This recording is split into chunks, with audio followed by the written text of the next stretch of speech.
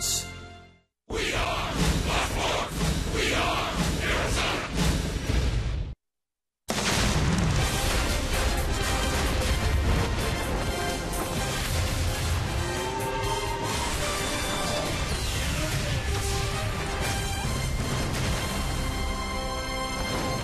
The Stars are out in Los Angeles tonight. We're at Dodger Stadium, which has suddenly become a great hitter's ballpark. And last night, the D-backs were done in by 3 L.A. long balls. Tonight, they looked at Jeremy Hellickson to keep it in the ballpark. Hellickson with just 1 home run allowed all season. He takes on veteran Scott Baker. We are set for D-backs baseball here on Fox Sports Arizona. Good evening from Dodger Stadium. Welcome to the broadcast. Steve Berthune, Bob Brenly along the way. It is the second of a 3-game series here, the D-backs and the Dodgers, as L.A. tries to continue piecing together something that resembles a Major League starting rotation. They had Carlos Frias last night. He was outstanding. And tonight, Bob, it's the former Minnesota Twin, the veteran Scott Baker. A completely different style than they saw from Carlos Frias last night. A big-time power arm. He was in the mid to upper 90s all night long. Scott Baker's a sinker, slider, change-up guy. Tries to move the ball around, keep it down. For a guy that relies on a sinker and a slider, he gives up a lot of fly ball outs. Well, hopefully Jeremy Hellickson can keep it in the ballpark for the Diamondbacks. It's become critical, Bob, that he get off to a good start. Nearly half the runs he's given up this year have come in the very first inning. And to that end, it appeared to me that Jeremy went down to the bullpen a little bit earlier here at Dodger Stadium, maybe get some of those wild pitches and pitches out of the zone, out of the way in the bullpen, not out on the Dodger Stadium mound. Second of a 3-game series here on Fight Night in Los Angeles. It's the Dodgers and the Diamondbacks. They will do battle after L.A. went downtown 3 times last night. More on this hitter's ballpark when we come back. Then it's first pitch here on Fox Sports Arizona.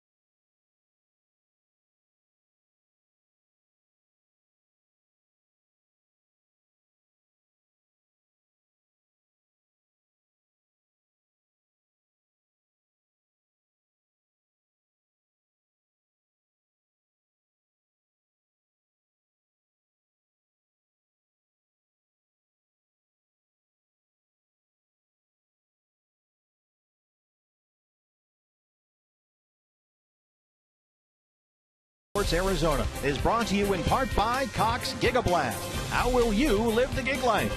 By Lone Butte Casino. You're in for more winning moments at Lone Butte Casino. And by Jack in the Box. Jack's hottest sandwich is back. Head to Jack in the Box for Jack's Blazing Chicken Sandwich. Our exclusive coverage of Diamondbacks baseball continues here at Fox Sports Arizona from Dodger Stadium in Los Angeles. Game 2 of a 3-game series. I'm Todd Walsh inside the Arizona Diamondbacks dugout. As Steve and Bob alluded to just moments ago, we talked about it on the pregame show. Dodger Stadium living up to its new reputation these days as a bit of a launch pad. It was the Dodgers cruising to an 8-0 victory last night, but powered by 3 home runs. They scored 6 of 8 runs via the home run. One of them right here, a grand slam. They've hit 35 this year, 22 of them coming here at Dodger Stadium. The reason? Well, some people speculating it has a lot to do with the weather conditions, the drought. Very hot and dry, and here's just some of the trends around here in Los Angeles. You see the average high, the average low, days plus 70 degrees, and then the bottom line right there is the humidity, the drastic change. You don't see that marine layer, you don't see the condensation at night here, which would smother balls. It's not that case here, and the Diamondbacks hoping they can equal what the Los Angeles Dodgers did last night here in Game 2 of this series. If you can elevate, maybe that ball goes a country mile. We'll see how it plays out together tonight for Game 2 of 3. As we go to a break, a look at Jeremy Hellickson. Talked a lot about him. The Diamondbacks hoping that he has some conviction, belief in his fastball, especially early on. We'll find out about that as well. When we come back to Steve and Bob, they have the call. The Dodgers and the Diamondbacks next.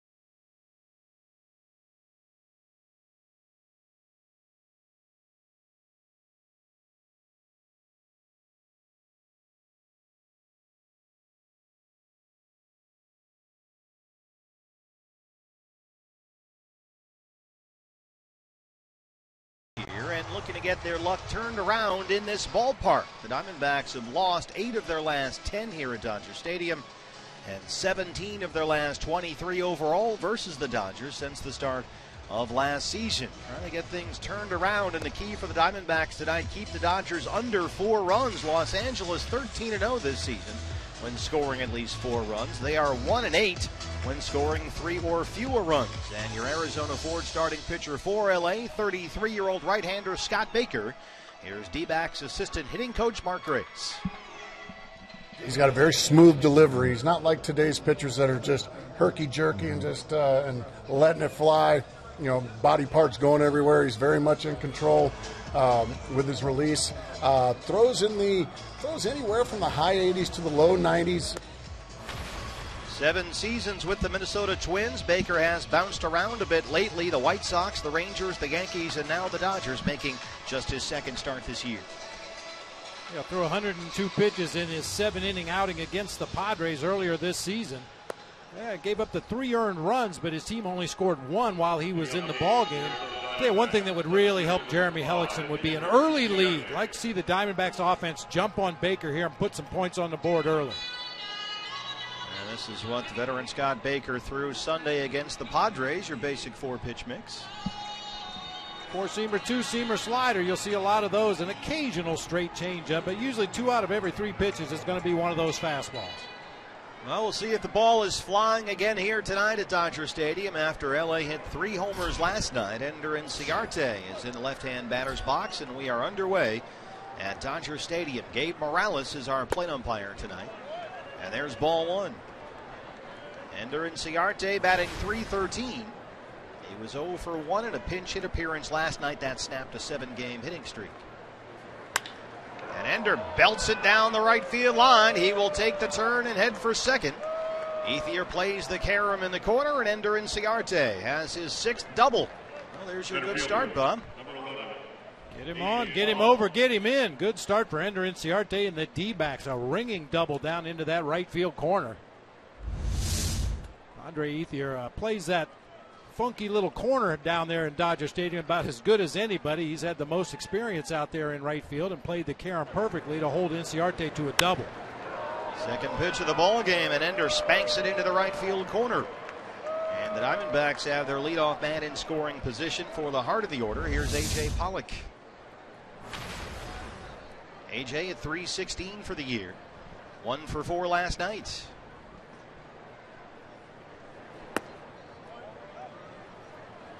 And A.J. had his career-high 8-game hitting streak snapped when he had only 1 at-bat in Wednesday's win over the Rockies. He's got a 9-game streak against the Dodgers, during which he's hitting .485. See if the D-backs can get to Scott Baker early here.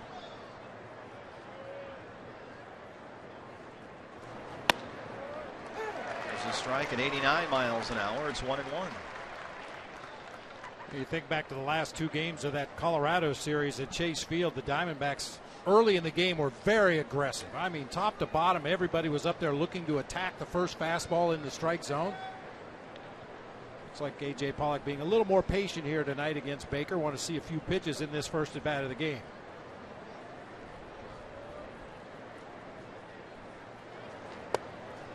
Scott Baker was not even in spring training with the Dodgers this year. He signed a minor league deal with L.A. in the first week of April after he was released by the Yankees at the very end of their training camp. He spent last season in Texas, where he appeared in 25 games for the Rangers, made 8 starts, and pitched to an ERA near 5.5. He has spent most of this year with the Dodgers AAA club in Oklahoma City. 2 balls and a strike to Pollock.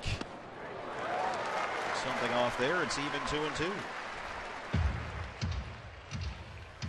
That looked like the Baker slider that time. Started it over the heart of the plate. You can see the movement down and away from A.J. Just didn't track it all the way in there.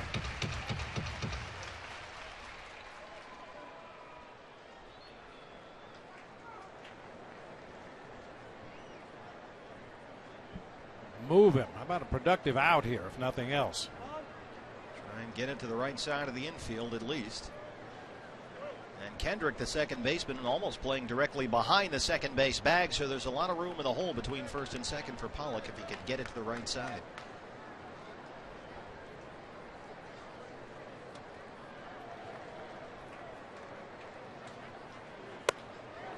Baker misses inside, and it's full. 3 balls and 2 strikes.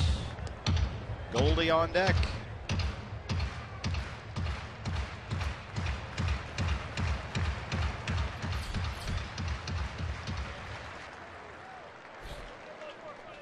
If you're A.J. Pollock, even though there's a base open at first, this is where you would expect to get a hittable strike with Paul Goldschmidt waiting in the on-deck circle.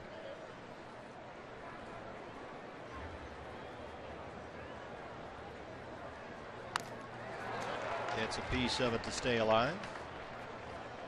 Take a look at the lineup for Chip Hale's Arizona Diamondbacks. We've seen Inciarte and Pollock so far.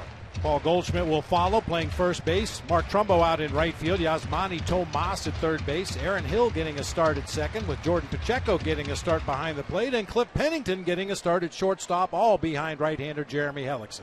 No Chris Owings, no Nick Ahmed, no Tuffy Gozowich in the lineup tonight for Chip. Another 3-2 pitch to A.J. Pollock and Ciarte, the runner at second, just underway here in L.A. A.J. bounces it to third. It backs up Turner. And that is not the productive out you were looking for, as the runner has to hold.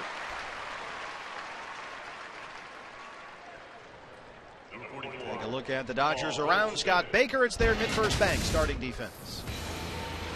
Scott Van Slyke will be out in left field tonight with Jock Peterson, the grand slam last night. Andre Ethier over in right field, a solo homer of his own. Justin Turner with a home run as well at third base. Enrique Hernandez at shortstop. Howie Kendrick at second. Adrian Gonzalez over at first. Yasmani Grandal doing the catching for right-hander Scott Baker. So here's Paul Goldschmidt hitting .346, 7th in the league in hitting. And he trails only Giancarlo Stanton for the NL lead in RBIs. An RBI spot here in his first at-bat tonight.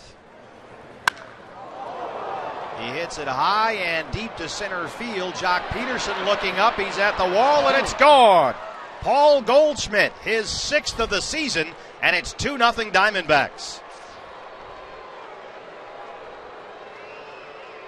Well, maybe it's the D-backs' turn tonight to launch a few out of here. Let's hope so. That ball was hit hard and high in the air to center field. Should have learned our lesson last night with that Justin Turner home run to center field. Just carried and carried and carried until ultimately it got over the wall. Holy, absolutely blasted this one. I was a little concerned it might be too high off the bat. Now you can see Grandal wanted the pitch inside. Baker threw it out over the plate, and Goldie just absolutely crushes that mistake. Mark Trumbo now. This is Goldie's 28th career game at Dodger Stadium. That's his 9th homer.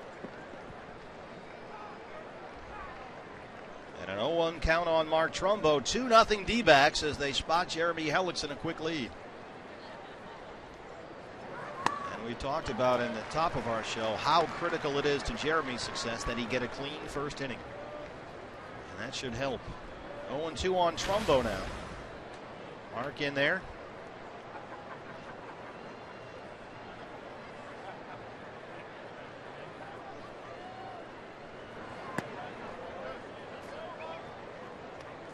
Batting .303 with 11 RBIs. He was 0 for 4 last night. That snapped a 3-game hitting streak.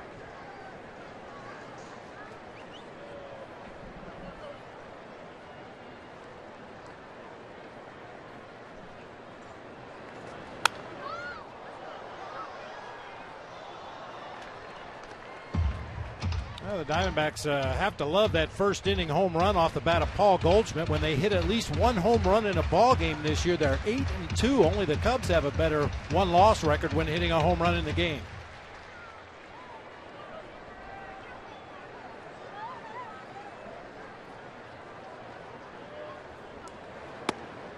Trumbo lays off that pitch, and it's even 2 balls and 2 strikes. You can see Baker going right back to the pitch he got Mark Trumbo to swing and miss earlier in the sequence. This time Trumbo recognized it and laid off.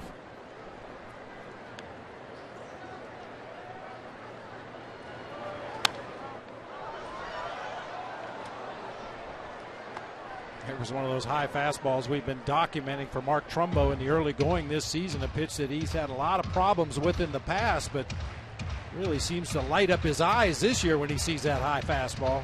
He's had no problem getting to those high ones this year. Another 2-2 on the way from Scott Baker.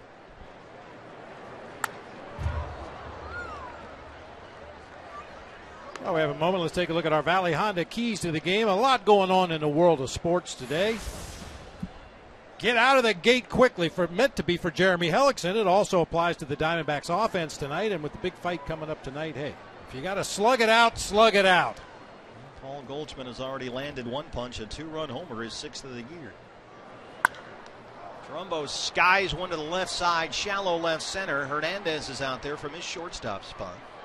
Still drifting out into the outfield, but he's got it for the second out. Getting out of the gate, that was a Derby reference. Yeah. Did you have anything, a sawbuck or anything going on? Nothing at all. I may have a bourbon later just to pay my respects. Yasmani Tomas, 9 for 28 on the year, double and 4 RBIs. And Yasmani continues to take advantage of his opportunity here with Jake Lamb on the DL. He has put together a modest 3-game hit streak. Had a single in his first at bat last night.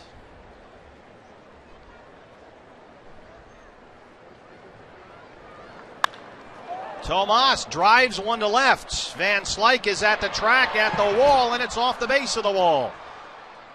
Peterson picks it up in left center field, and Yasmani Tomas has his second double. Second baseman. He drives it to left center.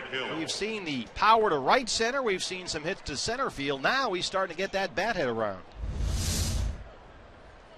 Now you see Grandal slides inside. Baker actually hits his spot, but Yasmani Tomas showing a good quick bat that time, pulling a ball to the gap in left center field out of the reach of Scott Van Slyke.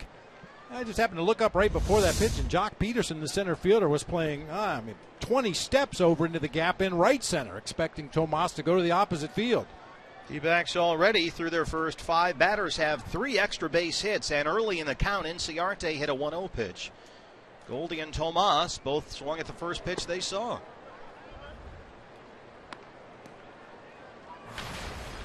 Aaron Hill 180 on the year, just 2 extra base hits this season. He's up there with Tomas in scoring position and 2 outs, trying to pick up another run here. Aaron has hit safely in 3 of his last 4 games. And he looks at a strike. It's 1-1, getting a start tonight at second base. And Aaron Hill has seen more of Scott Baker than any other Diamondbacks hitter, and he's had quite a measure of success. 6 for 13 with a homer, .462 batting average, also a couple of doubles. Back from their American League days, Aaron in Toronto and Baker in Minnesota.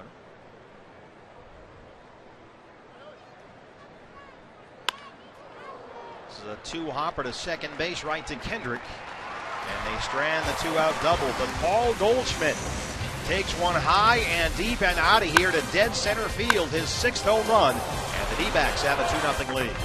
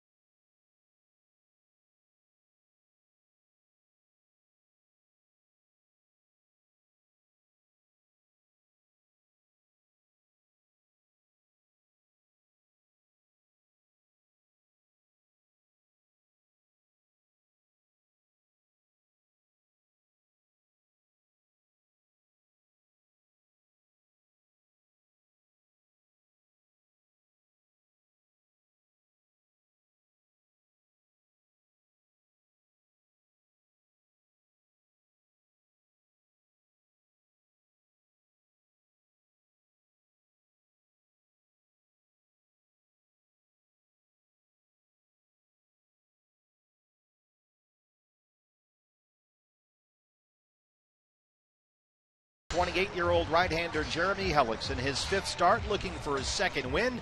His pitching coach is Mike Harkey. Well, he's making progress in his bullpens, which is encouraging. We just got to get him to take it from the bullpen to the games and trying to get him to trust his fastball a little bit more, because in order to get the kind of information that he needs to get to find out where he is as far as his stuff is concerned, he's going to need to make pitches with his fastball. Well, the quality start stat has its flaws, certainly, but Jeremy has made 4 starts for the Diamondbacks. Only 1 qualifies as a quality start, but looking, Bob, to reverse that trend here in his first start in the month of May.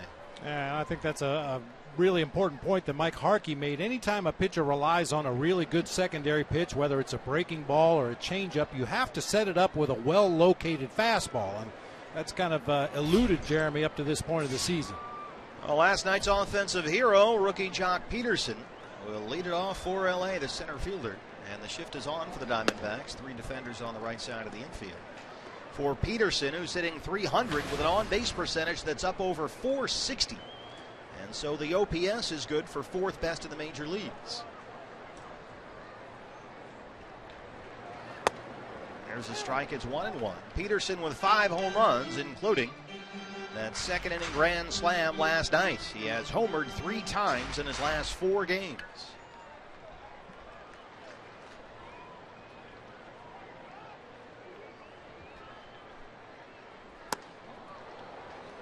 Big cut at that one. Hellickson's ahead 1-2.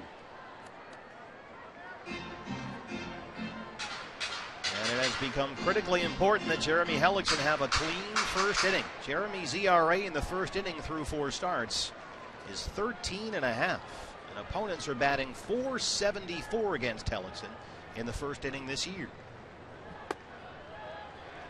In fact, of the 13 earned runs Jeremy has allowed this season, 6 of them, or roughly half, have come in the first inning of ball games.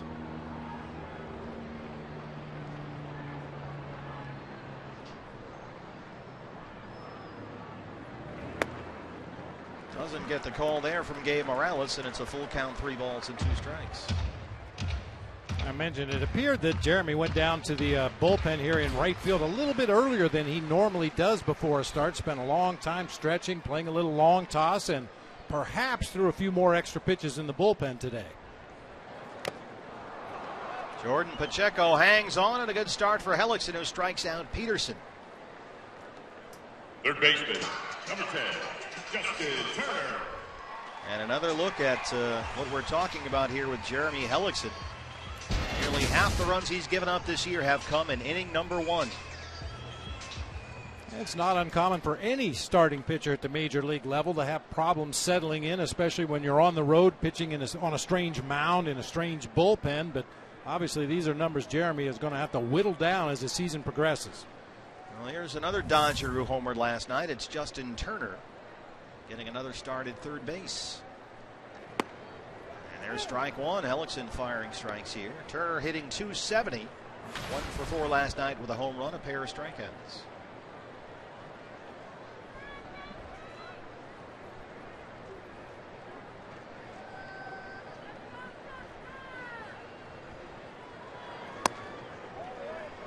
On Mattingly once again tonight, sitting Juan Uribe, who is currently riding an 11-game hitting streak. Mattingly started Turner at third base last night. He was asked why and answered simply matchups, and sure enough, Turner hit a home run. And Uribe sits again. That 11-game hitting streak still intact, but he's a spectator again tonight.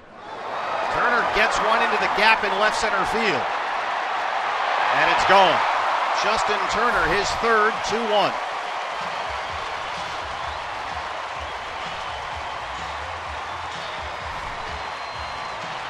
Well, Don Mattingly, that's 2 nights in a row he has sat Uribe with that hitting streak in favor of Turner, and 2 nights in a row it has paid off for the Dodgers skipper.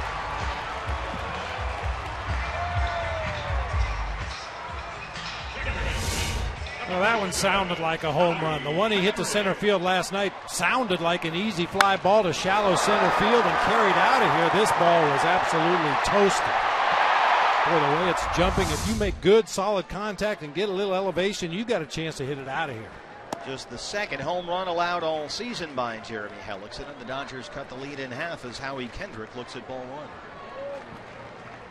So Turner with his third homer in his last 10 at-bats. And here's Kendrick. 2 balls and no strikes. Howie Kendrick, the longtime Angel, hitting .284 to begin his Dodgers career. He's got 3 home runs this year. Hitless last night with a walk and a strikeout.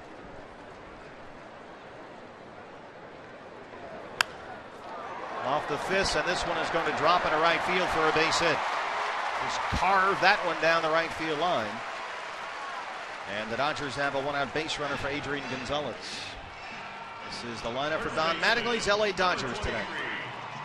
Seeing Jock Peterson at the top, Justin Turner with the solo home run. He'll be at third base. Howie Kendrick playing second base. Adrian Gonzalez over at first. Scott Van Slyke getting a start out in left field. Andre Ethier in right field. Yasmani Grandal doing the catching. Enrique Hernandez at shortstop with right-hander Scott Baker on the mound. And The Diamondbacks will go into the overshift. Tomas at third base will play where the second baseman is, and Aaron Hill with his heels on the grass halfway between first and second. For Gonzalez, who is hitting .376 on the year and leading the league with 8 home runs. His OPS is the best in the majors. Diamondbacks play a pull shift on the infield, but not the case in the outfield. Gonzalez hits the ball all over the ballpark. They play him straight away and very deep in the outfield.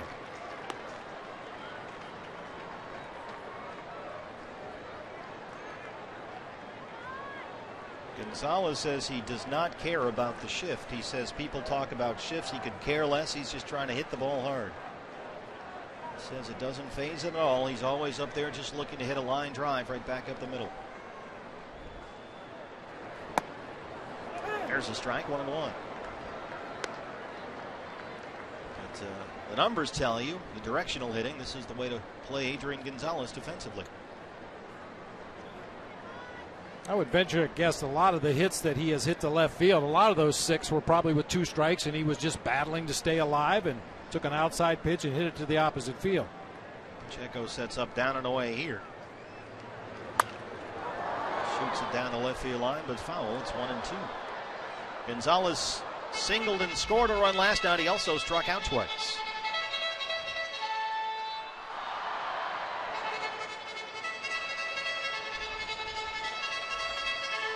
Scott Baker gave up a 2-run homer to Paul Goldschmidt in the top of the first. Justin Turner is homered for the Dodgers here in the home half. A ball and 2 strikes on Adrian Gonzalez. Keep an eye on Kendrick at first.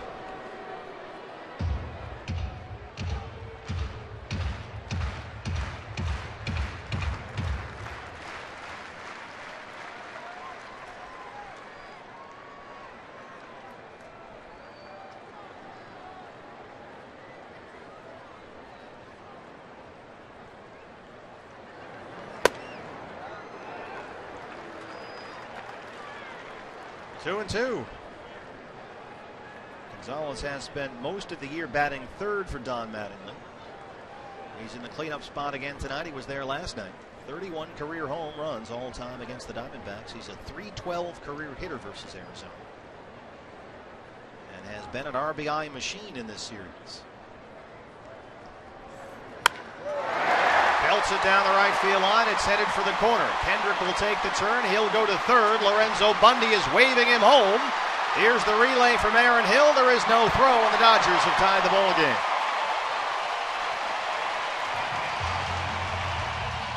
Well, Adrian Gonzalez, 139 career games against the Diamondbacks. He's got 102 RBIs. And that's his 10th double this year. That's one way to beat that infield shift. Just hit it over everybody's head, down into the right field corner. Looked like Trumbo had some issues out there as he got to that ball low. Bundy waited until Howie Kendrick was about 8 steps away from third base and then windmilled him on home. He scores easily without a play at the plate. And once again, the first inning has been a problem for Jeremy Hellickson. The game is tied now, and here's the dangerous Scott Van Slyke.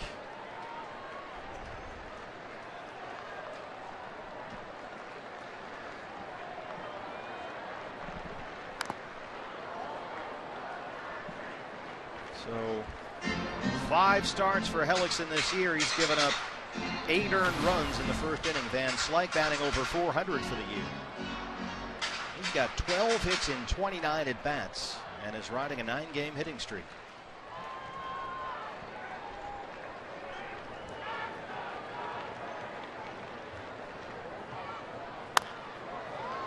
Bounced foul right by Low Bundy down there at third, and Hellickson's ahead 0-2.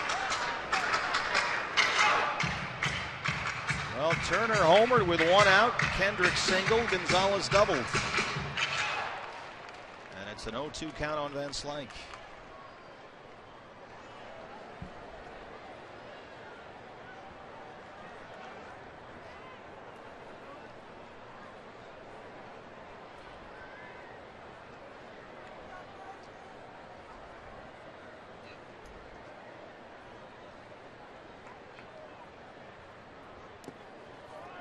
Bounces that one in the dirt.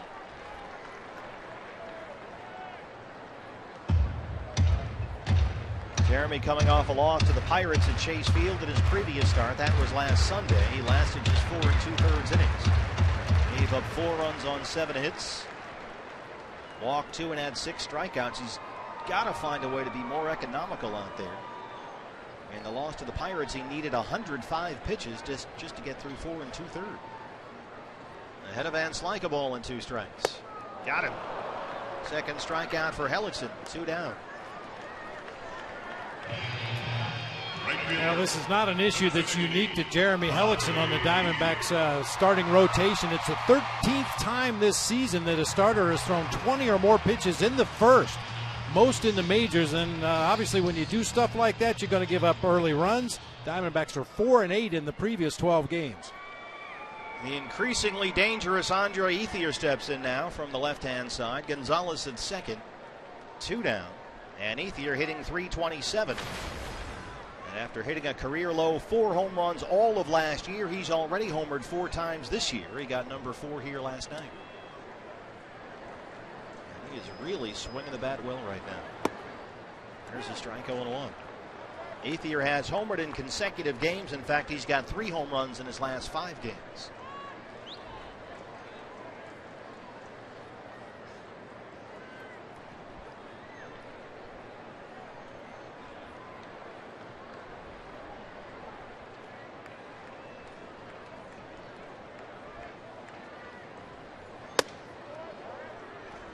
One and one.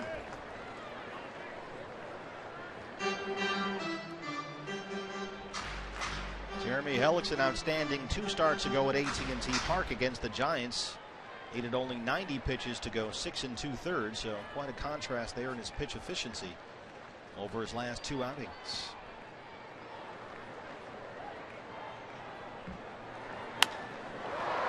Ethier reaches down and lifts this over to left center field, but an easy play for Pollock, and they strand Gonzalez at second. But the Dodgers get 2, and through 1, it's a 2-2 ball game.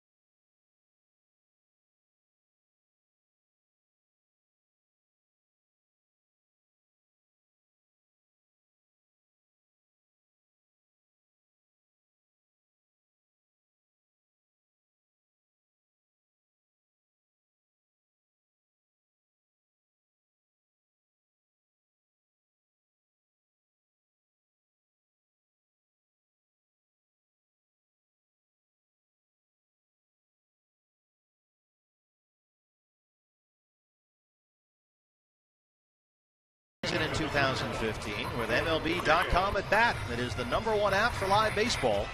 At Bat is up to the moment, at any moment, with in-game highlights, live look-ins, replay reviews, radio broadcasts, StatCast, and a whole lot more. Get MLB.com at Bat for your smartphone or tablet. Go surfing there? California guy for a while, long time. Do a little boogie boarding when we go to Hawaii once in a while, but I've never actually tried to stand up on a surfboard. I think I know how that would end. Jordan Pacheco getting the start behind the plate for the Diamondbacks tonight. And he looks at ball 1 from Scott Baker. 2-2 ball game here. D-backs got a 2-run homer from Paul Goldschmidt in the top of the first. And the Dodgers, a solo homer by Justin Turner, RBI double by Adrian Gonzalez in the home half. Jordan 5 for 20 at the plate this year, including a big 3-run homer Wednesday against the Rockies. That was his first home run since May of 2013, nearly 2 years ago. Had to feel particularly good coming against his former ball club. Big hits in that ball game. There's a strike, 2-1.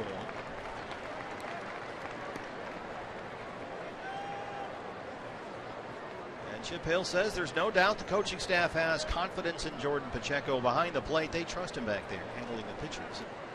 With the way he swung the bat, not surprising to see him back there tonight. No, they have day game tomorrow, but I would anticipate that we see a little more of Jordan Pacheco in the starting role here with that bat. Tuffy scuffling a bit right now. Yeah, for a team that's looking for a little more consistent offensive production from the bottom of the order, Jordan Pacheco, if he continues to swing the bat, especially driving the ball for extra bases, probably gets some more opportunities. Takes a leadoff walk here in the second. Oscar Hernandez is on the trip, the Rule 5 pick from Tampa Bay after that hamate bone surgery. And Chip Hale said yesterday they want Oscar on the trip. They want him involved in the hitters' meetings, the pitchers' meetings. They want him to sort of absorb the atmosphere and what goes on here as part of the big league road trip as he continues his recovery. There's seems to be from Chip tonight an effort to get the offense going. Some of the struggling bats for the Diamondbacks sitting tonight. Gozawish, Owings, and Ahmed. Here's Pennington, who is starting at shortstop. And with that in mind, if the Diamondbacks should have a lead late in the ball game, expect some defensive replacements late. I think Ahmed probably come in to play shortstop. Wouldn't be surprised to see Tuffy come in and go behind the dish. Cliff 3 for 15 to open the year. He's also walked 6 times already this season. And his on-base percentage is just under .430. Hey fans, anytime the D-backs score 5 runs or more, Taco Bell is giving away 3 free tacos with the purchase of a large drink between 4 and 6 the following day at participating locations.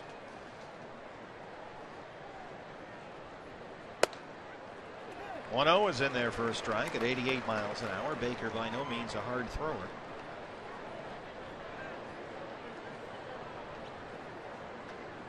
We showed you the numbers from his Dodger debut. That was a start at San Diego last Sunday. Did pretty well. Went 7 innings. Gave up 3 runs and only 4 hits. Did give up a pair of home runs. And he's out there for his 2nd time in Dodger blue tonight. Got stuck with a loss in a 3-1 San Diego victory. Walked 2 and struck out 6. A moment here with Yasmani Grandal. Baker now at 30 pitches, only 17 for strikes.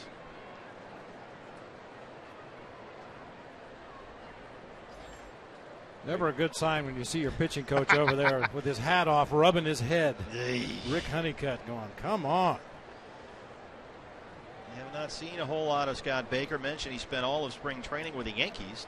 Dodgers picked him up first week of April. That's out of play.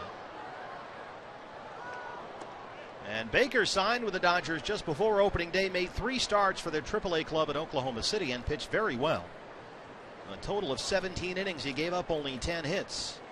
1 walk and 16 strikeouts. He actually came within 1 out of a 7-inning perfect game. He was pitching the first game of a doubleheader at Des Moines against the Iowa Cubs and settled for a 2-hit shutout.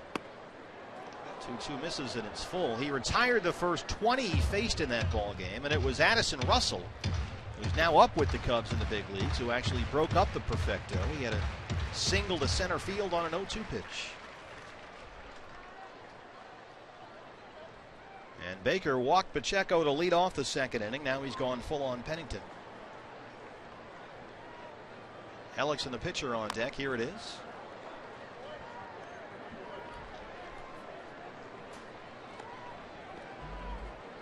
Addison Russell, you mentioned part of the kiddie core for the Cubs, hit his first major league home run.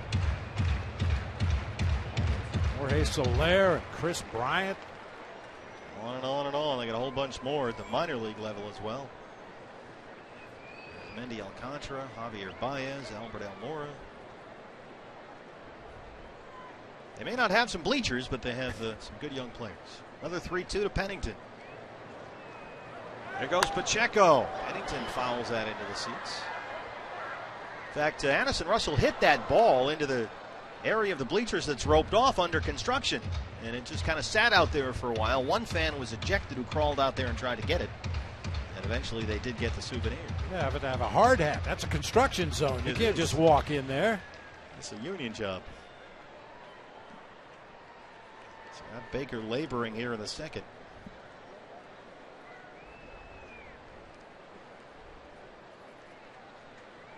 Another 3-2 pitch. Keep Pacheco honest down there at first.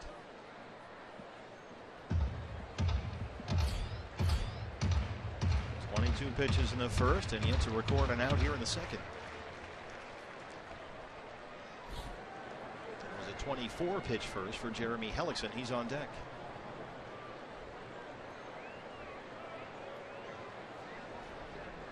There goes Pacheco off from first. Pennington yanks it foul down the right field line. Boy, he got all out in front of that one and jumped on it.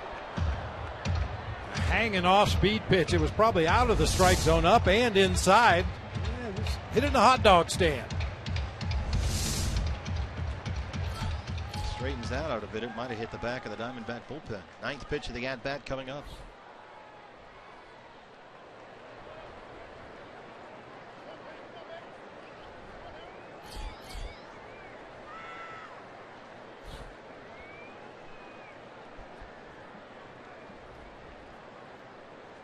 Pacheco off with a pitch one more time, and Pennington shoots it fair down the left field line.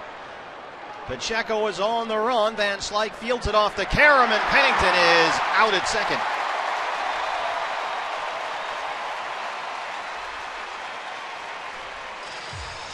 That was hit right by a leapfrogging Alan Porter, the third base umpire. It bounced off the left field wall there, and Van Slyke made a nice play to get Pennington in second base. Yeah, nice swing on a pitch up and out over the plate. That's the good part. The bad part is Cliff Pennington runs into an unnecessary out at second base right here. That plays right in front of him as he rounds first base. Van Slyke got to it quickly. Perfect throw to second, and Penny is DOA.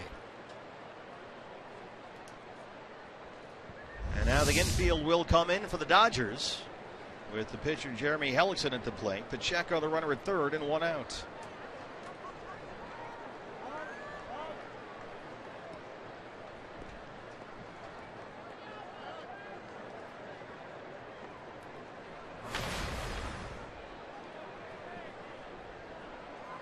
Scored a single for Pennington, 7-4 on the putout. Van Slyke to Kendrick at second. Baker having problems throwing strikes here. Everything to Pennington was up in the zone, and he's behind now on the pitcher.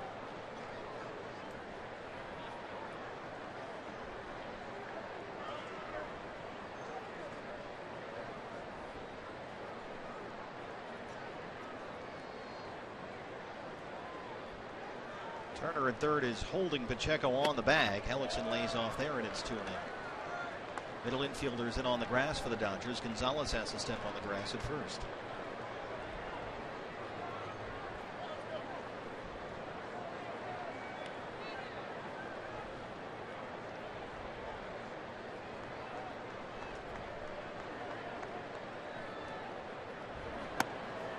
There's a strike, 2-1.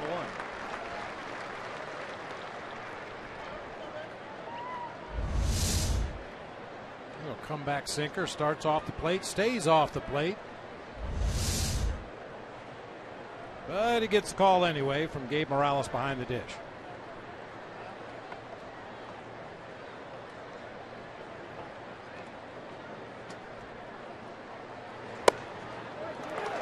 It's a strike call again, and it's 2-2. That was up and in. You see what a hitter would turn to an umpire right there and say, they can't both be strikes.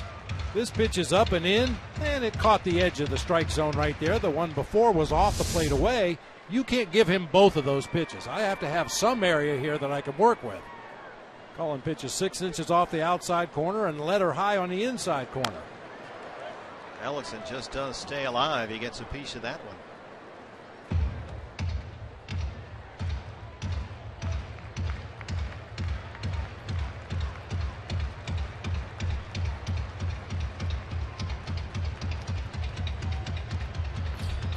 Arte on deck. He doubled and scored his first time up. Came into the Goldie homer that made it 2-0. Pacheco at third after a leadoff walk. 2 balls, 2 strikes to Jeremy Hellickson. Lifts it along the right field line, and that one drifts just foul.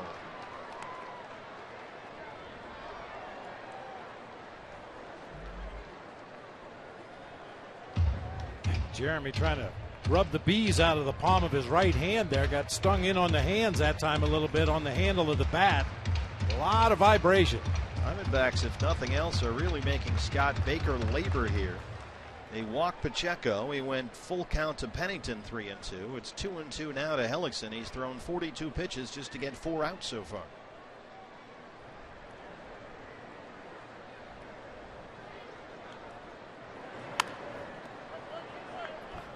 Get off me, ball.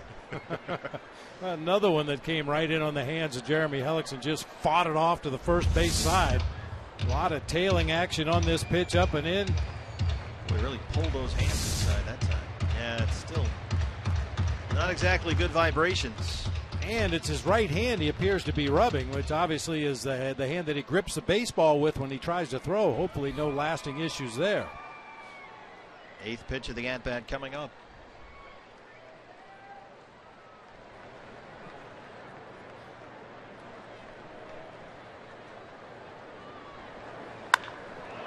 Right to Turner at third. He'll stare down Pacheco. Jordan will stay put right there, and that's the second out. Kind of a staring contest right there between the Dodgers third baseman and the Diamondback base runner. That's too bad. That was a pretty good at bat by Jeremy Hellickson. Ultimately got a pitch he could pull to the left side, unfortunately right at the Dodger third baseman. So with 2 down, it's up to Ender Inciarte. Doubled and scored back in the first.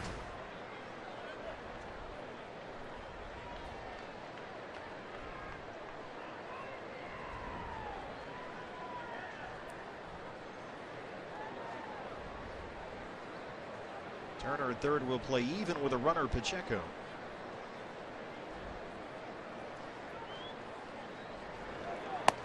You know, that's always at the forefront of Ender's mind, especially with a runner on third base and his ability just to slap it the other way.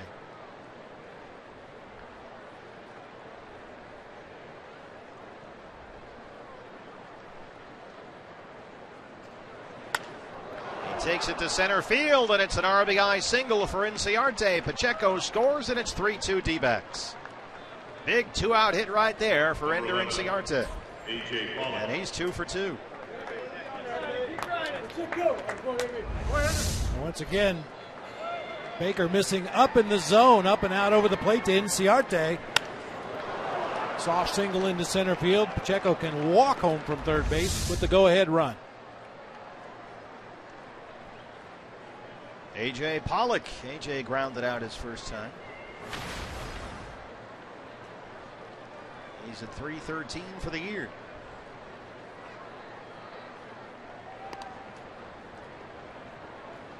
And A.J. with a hot bat right now for the Diamondbacks. Last 2 weeks he's hitting .345.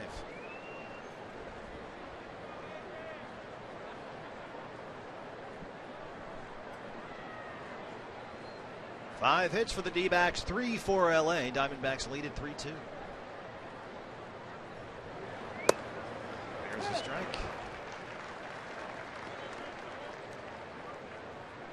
Gabe Morales calling a lot of high strikes so far tonight.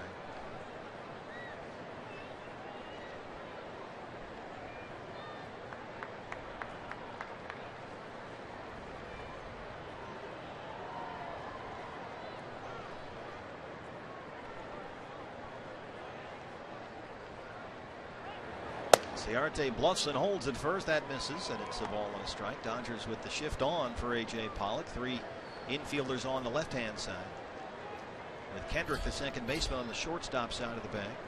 And Baker knocking on 50 pitches here with 2 outs in the second. 48 pitches so far, just 30 for strikes.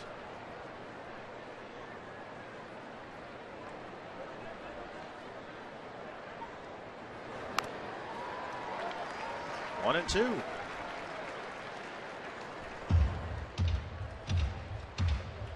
somebody's going to have to get economical sooner or later. Baker had a 22 pitch first. Hellickson had a 24-pitch bottom half of the first, and now Baker has thrown 27 pitches in the second.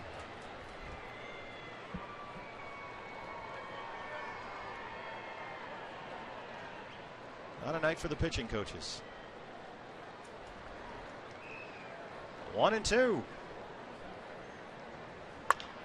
Reaches down and hits a roller to shortstop. Turner in front of Hernandez. A low throw, and Gonzalez has it. And that's the inning. But Ender Inciarte comes up with his second hit tonight. A 2-out RBI single, and he's given the Diamondbacks a 3-2 lead.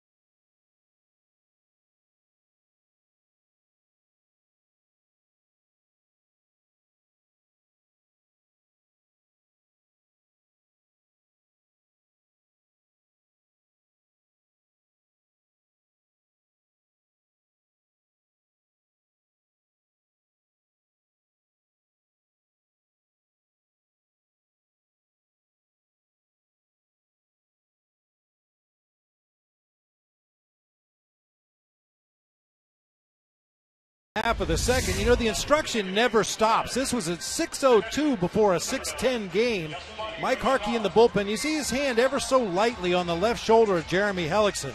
Just a reminder to keep his upper body over his legs when he's on that rubber and keep that shoulder back. Occasionally, Jeremy will glide out on the front side, cause him to get underneath the baseball and leave some pitches up. Just a subtle reminder by Mike Harkey. You always hear that term, opening up that front shoulder. Is that? Yep. You want to drive that front shoulder right at your target, and some guys have a tendency to really open up and spin off of the pitch, which inevitably causes your hand to come underneath the baseball, and a lot of pitches sail up in the zone and even above the zone. It was another rough first inning for Jeremy Hellickson. He gave up 3 hits, Justin Turner homer, and Adrian Gonzalez RBI double among them. But the Diamondbacks on the Ender Inciarte single have regained the lead. It's 3-2, and Yasmani Grandal, the catcher, leads it off for LA in the second. Hitting just under 180 for the year. He's had only 2 RBIs and 3 extra base hits all season. And he was hitless last night.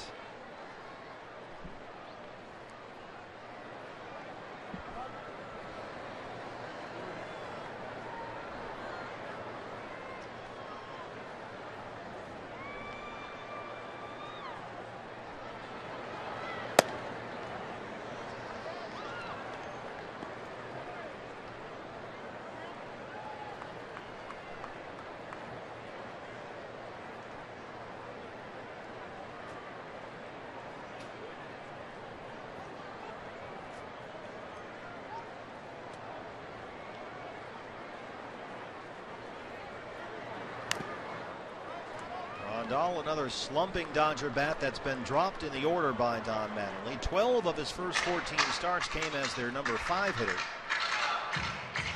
But earlier this week, Mattingly dropped Grandal down to the 7 spot. Wants him to try and relax just a bit after coming over from the Padres this winter in the Matt Kemp deal.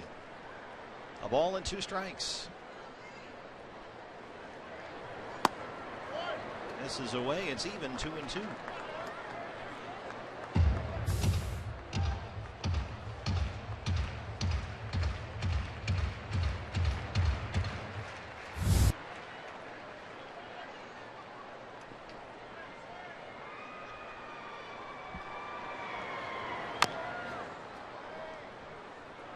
Grandal is a switch hitter. He is much better from the left-hand side. He hit over 240 as a lefty last year, including all of his 15 homers with San Diego.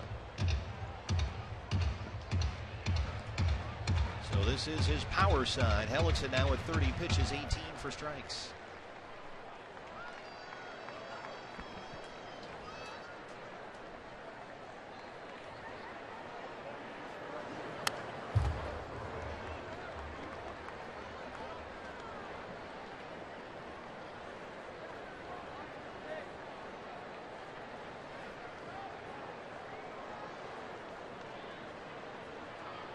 Very important for Jeremy. He mentioned the first inning, trying to get through that. Well, that didn't work out tonight. Now he's got to try and get the leadoff man in each inning and minimize the traffic on the bases around him. That'll really help him settle in. But Grandal shoots a fair ball down the left field line. It's in the corner. Inciarte plays it off the wall, and Yasmani Grandal has his third double.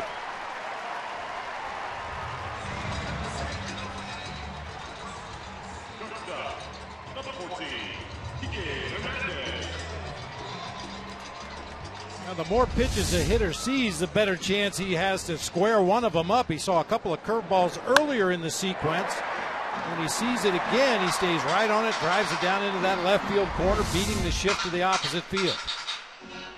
The shortstop, Kike Hernandez, making just his 4th career start at shortstop tonight, and his first since last July when he was with the Houston Astros. He's 2 for 6 on the year, was just called up from the minor leagues on Tuesday.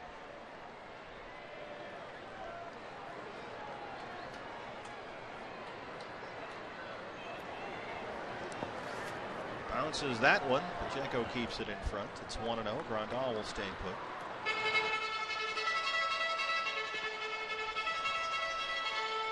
Hernandez at the deadline last July dealt from the Astros to the Marlins, and then last December came here to the Dodgers from Miami in the deal that sent D. Gordon to the Marlins. And this is a guy they like a lot, just 23 years old, pretty versatile, can do a lot of things for you. He's getting the start at shortstop tonight with a slumping Jimmy Rollins not in the lineup. That's in the seats and out of play. You know, every year in the Cactus League, we talk about how the numbers aren't really important in spring training. You just want to get everything where it needs to be and feel like you're starting to get some kind of rhythm by the time the season opens. You could win a lot of bar bets asking people who led the Dodgers in home runs in the Cactus League. The man at the plate. Had a big spring.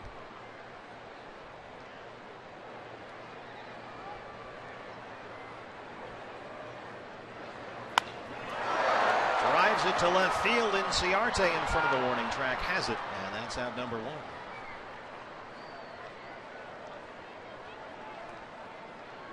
Pitcher. Brings up Scott Baker, the pitcher. Scott Baker.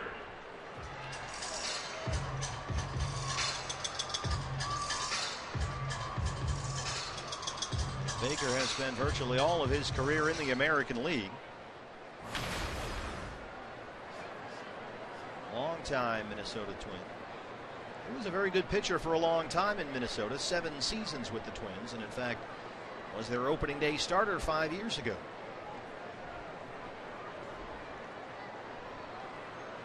He's bounced around since missing the entire 2012 season with Tommy John surgery. And he's been with the Cubs, Seattle, Texas, the Yankees, and now the Dodgers. But had a nice run in Minnesota. He won 11, 15, and 12 games for the Twins in one 3-year stretch. Shreveport, Louisiana, pitched collegiately at Oklahoma State. He was a second-round pick by the Twins in 03.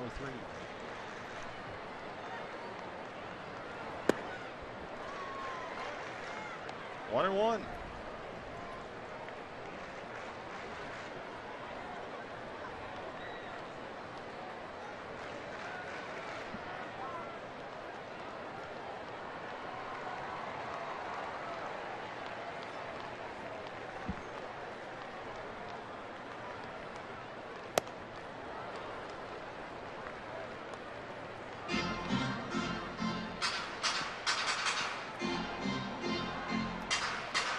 Anytime Jeremy Hellickson gets a 1-2 count, you look for that changeup or curveball, and you look for him to keep it down.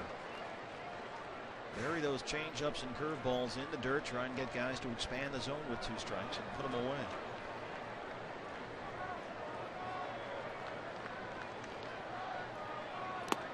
Just like that. Textbook example right there, and Hellickson gets his third strikeout. That's exactly what you want. Showed a curveball for a strike, first pitch of the sequence, and then a curveball in the dirt to finish off Scott Baker. Swings and misses. Jordan Pacheco picks it out of the dirt and applies a tag. He's keeping that pitch there, especially with 2 strikes. He will be effective. And Chip Hill has pointed out before that when Jeremy struggles, the big problem, too many pitches up in the zone with 2 strikes. And the coaches with Jeremy are just looking for location. Locating is going to be the key, and if he has that, well, they expect that he will give them 6 or 7 good innings every time out. But he's got to get himself into those good 2-strike counts and then bury those breaking balls and off-speed pitches. Well, here comes trouble in Jock Peterson. He struck out to lead off the ball game for LA.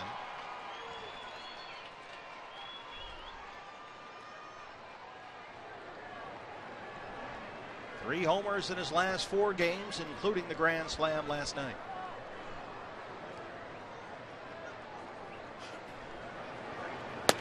See, his teammates pulled the old switcheroo on him last night. He usually has some very hip rap music that he walks up to. And when he walked up to the plate last night, he heard, what is it, the Hansons? Bop, yeah, by the Hansons. And his teammates got him. And he was laughing and joking as he walked up to the plate and hit a grand slam, so it worked out. Got some comedians in the Dodger dugout. He said he walked up to the catcher and the umpire and said, "They got me good." Didn't seem to break his concentration at all. But the first pitch he saw way out of here, halfway up the bleachers in right center. A ball and a strike. Rondal, the runner at second, 2 outs. 1-2 now. Boy, and I like that location. This is a grand slam last night for Jock Peterson. Came on a changeup out over the plate. Pulled it way back into right center field. Seems to have some issues, however, catching up with good fastballs on the inside part of the plate. When he can extend his arms, he's a very effective hitter. When you make him change his swing, not so much. He is a guy who will strike out a lot. His strikeout rate all through his ascension up the Dodgers minor league system has gone up every year.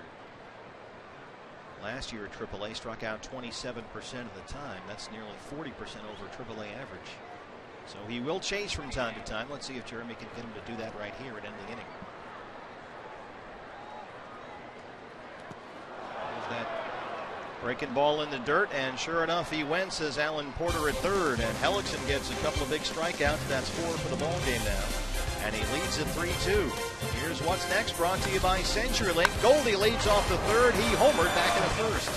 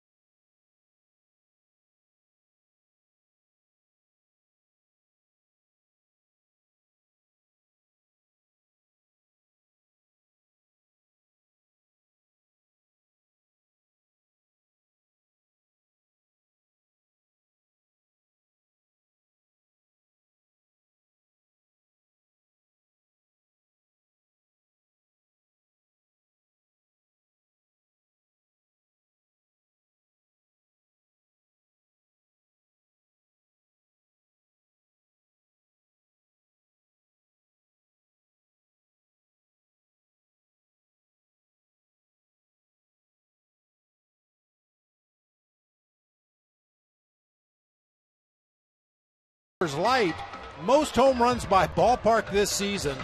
I never thought I'd see the day that Dodger Stadium was the top of that list, and Coors Field is nowhere to be found. How about Petco Park on the list as well? Yeah. Supposed to have big ballparks in this division, not so much. California drought, apparently. Not as much moisture in the air, very dry, warm temperatures. The ball just jumping out here on the West Coast. Yeah, the Dodgers 11-2 in 13 home games here at Dodger Stadium. They are averaging nearly 6 runs per game in this ballpark this year. Goldie leads off the Arizona third. He homered his first time. And he is red hot right now. Pair of hits in last night's ball game, including a double. The D-backs' only extra base hit of the night last night. And if you go back to the beginning of the previous series against the Rockies at Chase Field and include tonight, Goldie has 12 hits in his last 19 at-bats. His 2-run shot in the first was his 6th of the year. And he has always hit well in this ballpark. Just about a .340 career average here.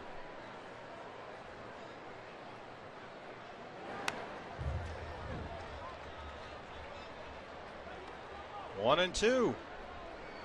Scott Baker, a 22-pitch first inning, a 28-pitch second inning.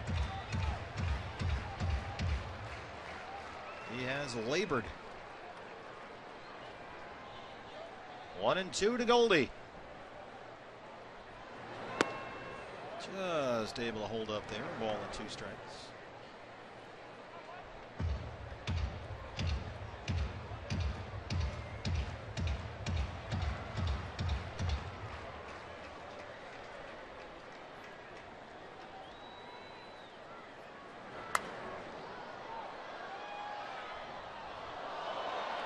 Yesterday was a very warm day here in LA. Tonight feels a little cooler. I don't know what that's going to do to the conditions, if anything at all, but it's very comfortable here tonight at the ballpark.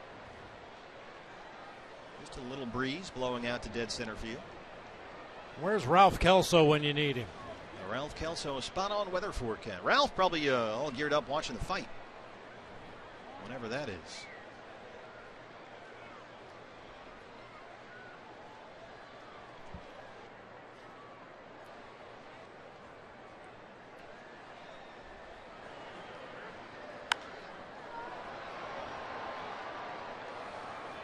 We showed this to you in the pregame show. Todd Walsh was talking about the April conditions here at Dodger Stadium. The temperature is up. Number of 70-degree days up. And the humidity way down. The combination of factors seems to really help the batted ball leave the yard. 13 home games here. The Dodgers have hit 22 home runs, including 3 last night as Goldie strikes out. And that's the first out in the third. First strikeout for Baker. Not sure if this was by design or an accident. It looks like Grandal sets up off the outside corner. Baker throws it back up and into Goldie that time. Just couldn't quite catch up. Mark Trumbo now popped up his first time. Mark grew up in Villa Park, California, the Anaheim area. And grew up an Angels fan, but said he did used to come to games in Dodger Stadium from time to time. Has not played a whole lot in this ballpark. 14 games. He's got 1 home run here. And a career Dodger Stadium batting average of about .210.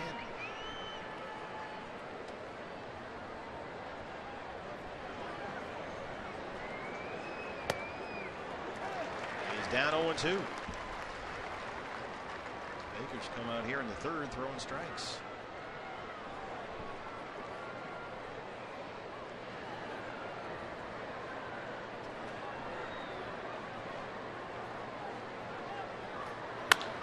Belts it to shortstop. Hernandez backhands it, sets and throws. 2 down. That's Kike Hernandez. Has not played a whole lot of shortstop in his career. He's in there for Rollins tonight. 2 up, 2 down. Ball struck well. Hernandez cheating a couple steps toward the hole made that a much easier play. Kind of lost his balance there right at the end, but he's able to right the ship and make a strong throw to get the out at first. Yasmani Tomas, who in his first at bat tonight doubled off the base of the wall in left center field. The first time we've really seen Yasmani get that bat hit around. And hit it to left. And he's 10 for 29 on the year now. 2 doubles and 4 RBIs. And once again, they're giving him that gap in left center field. You didn't make him a believer in that first at bat of the game. Jock Peterson shaded several steps over to the gap in right center. Tomas told reporters that his good swings at the plate lately all about the work he's been doing the last few weeks. Well, there you see where Peterson was playing during Tomas's first at bat of the ball game. Way over there toward right center field. That's a nice swing by Tomas off the base of the wall in left center. But he's down 0-2. Yeah, and you can see that the sign directly behind him has half blue and half red. In the previous at bat, Jock Peterson was playing over in front of the blue part of that sign, this time just in front of the red part. That's how they align the defense, according to the signs on the outfield wall. They get together with the marketing people and, yeah, they line them up. Yeah, that's good. The new analytic, the marketing analytic. See Peterson in center field in front of the red part of the sign. Flags dead still out there in center. 0-2 to Tomas. A little roller to Turner at third. And Baker settles in a 1-2-3 third. Diamondbacks lead the Dodgers 3-2.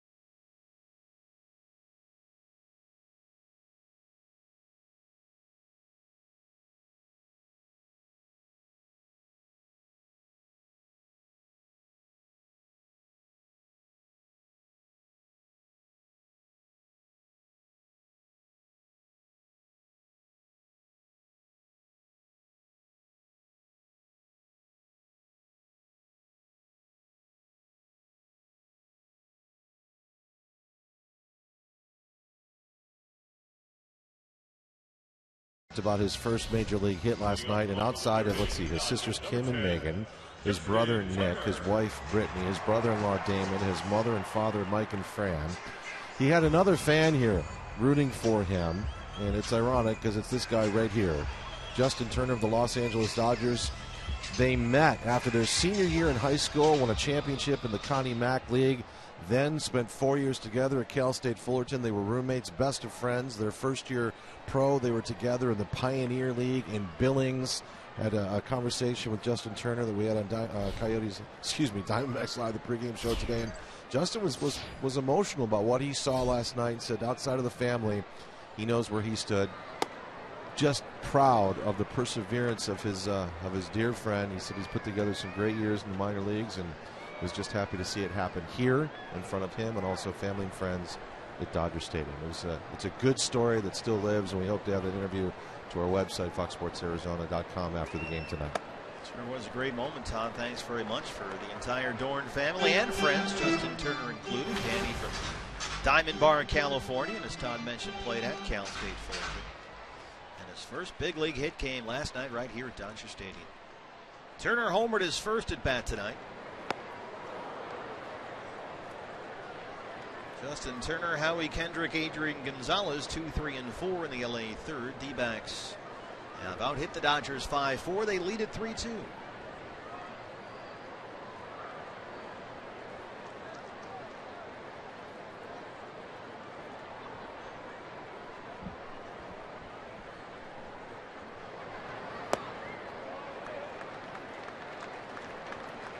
Did not go. That's Mark Rippeter down there at first, and Turner's ahead 3-1.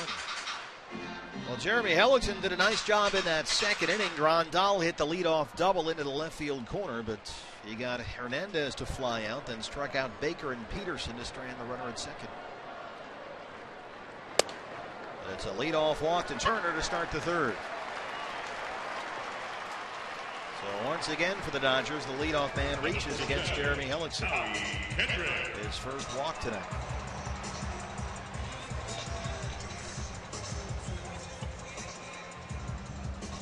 Howie Kendrick singled and scored a run back in the first. Came in on the Gonzalez double. And Kendrick slumping. He's hit about 170 over his previous 10 games. He's been striking out a bit more often as well lately. But 1 for 1 so far tonight. And Turner is back safely at first.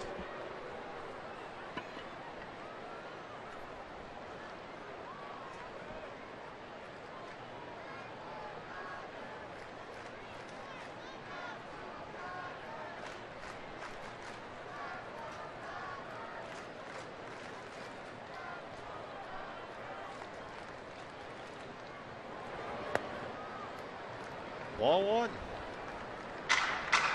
For Justin Turner, that was his first base on balls this season. He's really just started to play regularly, as you said. Ron Uribe usually plays third base for the Dodgers, but Don Mattingly playing the hot bat right now, and that's Justin Turner. First walk of the season for him.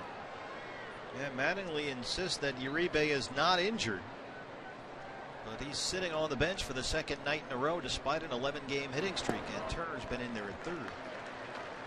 And Mattingly told the press, well, Uribe's probably mad as hell, but he's fine. And Mattingly said he will start tomorrow's game at third base for LA. He says Uribe is still the guy at third. Everybody else mixes in after that. That's how he looks at it. Not sure how Uribe's looking at it. 2-0 to Kendrick. Right to Pennington at short, and they try to double off Turner. It gets away from Goldie, but Turner will stay put at first. That was hit right to Cliff. He didn't even have to take a step. And that's the first out in the bottom of the third. Now you see Pennington on the left of your screen. Quickly in and out of the glove, trying to double off Turner over there at first base, just off the thumb of Goldie's glove into foul territory. Goldie got on it quickly, and Jordan Pacheco also running down the first base line to back that play up. Just a little side shuffle for Pennington to get the out. Turner still at first, and now here's Gonzalez, who had an RBI double his first time.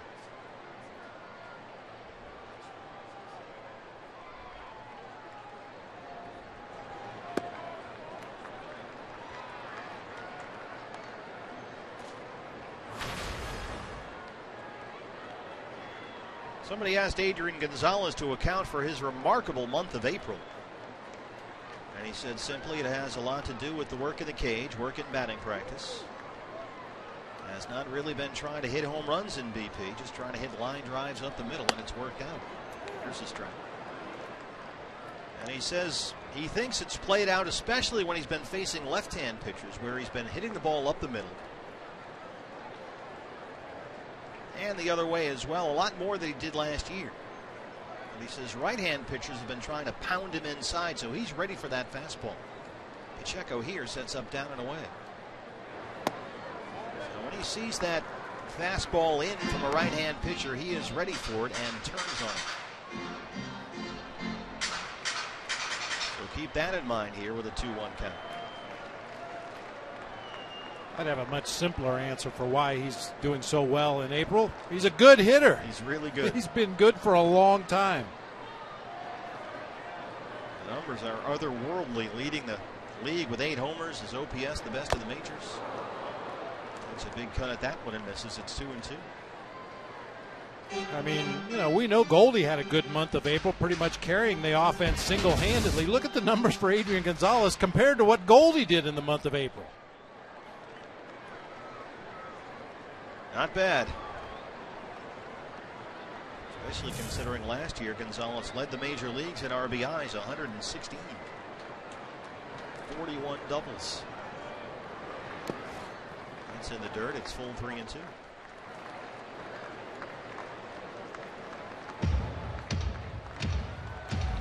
A little different style, but equally effective. Jordan Pacheco, because of his background as an infielder, moves around very quickly back there behind the plate. Not always in perfect blocking position, but he's so quick and his hands are so good, he's able to backhand those balls out of the dirt where Tuffy or some other catchers might slide over, square their shoulders, and block them.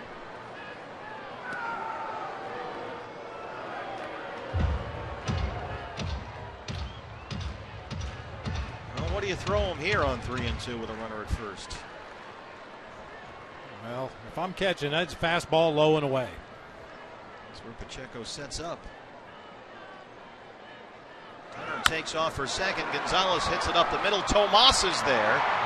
They'll forego the out over at second as Turner is in there, and they get the sure out at first. And as soon as everyone in the Diamondback infield realized that third base was left completely vacated because the shift was on, half the infield started sprinting toward the third base bag. You like to see that. The Diamondbacks shift on a lot of opposing hitters, and you like the awareness of realizing there's nobody at third base right here. Once that force play is off, Penny turns and sprints toward third base. Osmani Tomas was sprinting toward third base, and the pitcher, Jeremy Hellickson, was sprinting toward third base.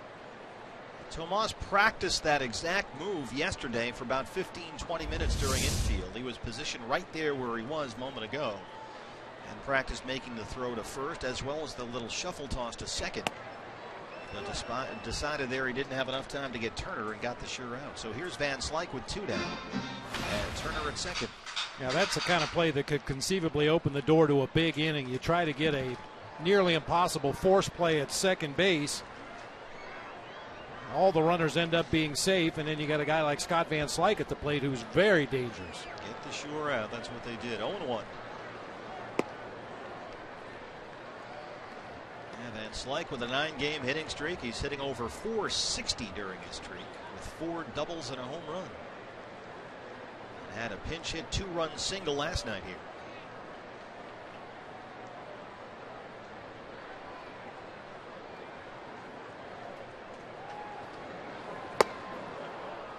One and two. Well, Hellickson stranded that leadoff double in the second. Now trying to strand a leadoff walk in the third. A guy with big long arms that covers the outside part of the plate so well. How do you get him out? You try to jam him inside, make him pull his hands in. Tie him up. Because when he gets those big arms extended, he's a big dude, 6'5", 220. He extends, it goes. Let's ask Wade Miley. Physically, he reminds me a lot of Jason Worth of the Washington Nationals. Long and lean, long arms, and a beard. Belts it into center. They will wave Turner. He will score, and the game is tied. Scott Van Slyke make it a 10-game hitting streak. It's 3-3.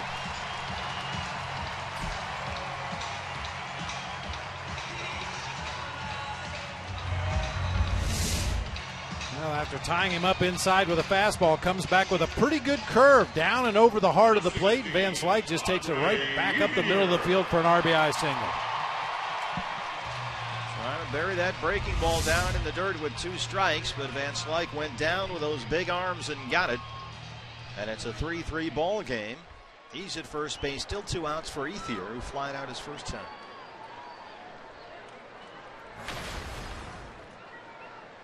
He's at 320 on the year.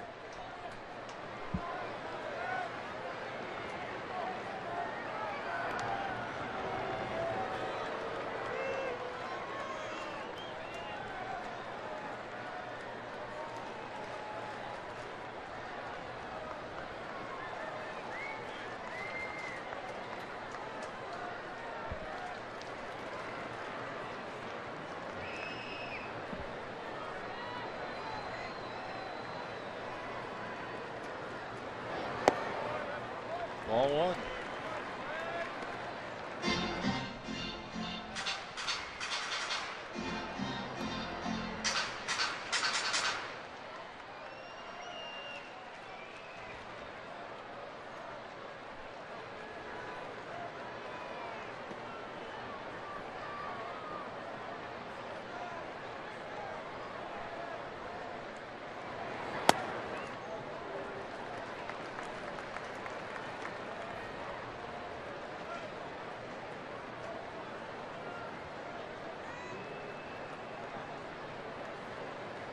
Andre Ethier taking full advantage of injuries to the Dodgers outfield. They are without Crawford. They are without Puig. And once again, Ethier finds himself an everyday player, and he has been swinging a hot bat, 3 homers in his last 5 games. Tapper back to the mound. Hellickson has it. And that's the inning. And Slikes, 2-out single, ties it up through 3. It's 3-3.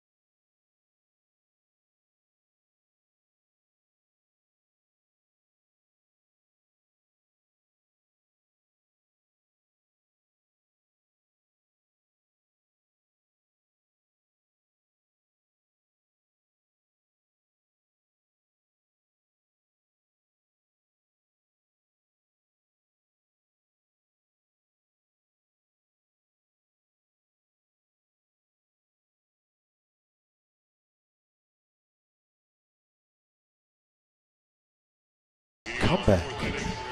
Log on to FoxSportsArizona.com/beattheheat and enter the word Comeback. for a chance to win the trip to San Diego for the July 4th weekend. Throughout May, we will provide the word of the day during every game. Once you see it, go to FoxSportsArizona.com/beattheheat and enter that word. The more times you enter, the better your chances. More information, visit FoxSportsArizona.com. And again, tonight's The password is comeback. Aaron Hill. I always think of the Great Odd Couple episode when they were on password every time they do that. Aaron Hill grounded out his first time.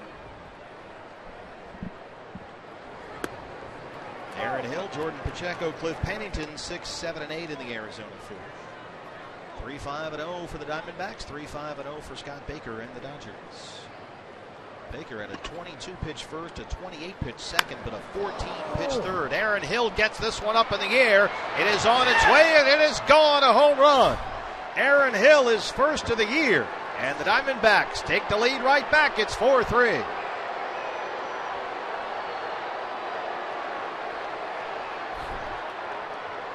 That's just Aaron's third extra base hit this year, and what a time for it. 4-3 D-backs. I think that guy was videotaping himself catching the home run ball. Check out the fan. Hanging breaker to Aaron Hill, and he mashes it to left field. The gentleman standing right there on the steps with the camera and a glove makes the play. I would like to see that video, sir. That was pretty good. Here's Jordan Pacheco. Cinematic. Chances are he has video of his shoes while he was making that catch. A lens cap is on. Son of a gun. Pacheco walked and scored his first time. How about Aaron Hill? So the Diamondbacks are playing long ball with the Dodgers. Goldie a 2-run shot in the first, and now Aaron Hill a solo homer to lead off the fourth.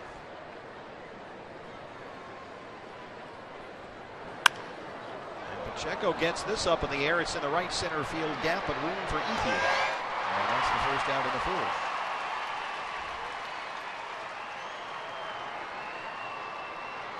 Here's Cliff Pennington. Number 4, Cliff Pennington. Tell you what, they get that guy's bat going. It's really going to lengthen things out. Oh, yeah.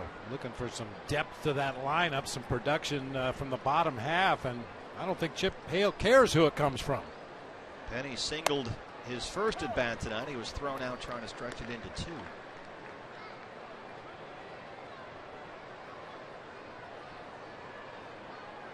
There is the cinematographer who caught the ball, reliving the moment. He's only the next Martin Scorsese.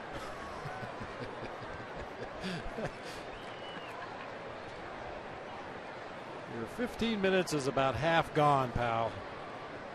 He'll be handing out screenplays at the gate.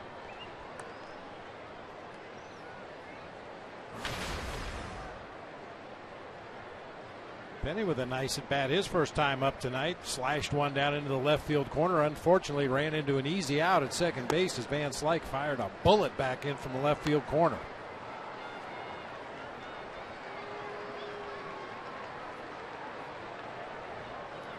But Ender Inciarte able to pick up the run later in that inning with a 2-out single that made it 3-2 at the time.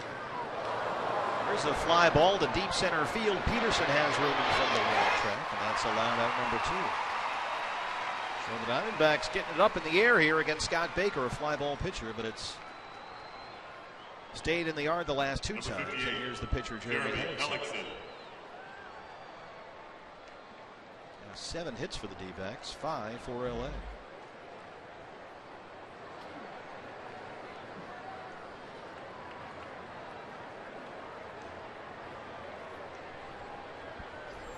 Actually, correct that. Yeah, the scoreboard is wrong. They have 6 hits. Hellickson grounded out. Had a good at bat his first time up. Gets a piece of that one.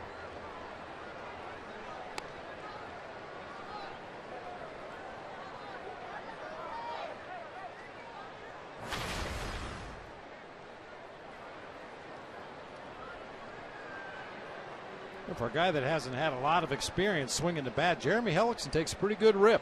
He's a really good athlete, Jeremy Hellickson. Talked about him being a very good baseball and basketball player at high school in Des Moines, Iowa. Actually committed to play baseball for LSU, but decided to turn pro instead after he was drafted by Tampa Bay. He was recruited by the University of Iowa to play both baseball and basketball. Slow roller. Turner has no play, and Hellickson's aboard.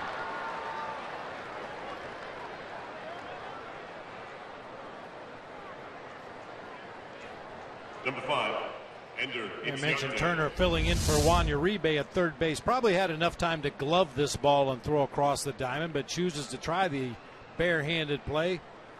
Real low percentage play, especially for a guy that isn't a regular third baseman. Just couldn't come up with it. Rule it a base hit for Hellickson. And that's the 7th hit for the Diamondbacks. The scoreboard has 8 here at the ballpark. So a 2-out base runner for Ender Inciarte, who has doubled and singled. He's 2 for 2. He scored a run. He's got an RBI. There's the strike.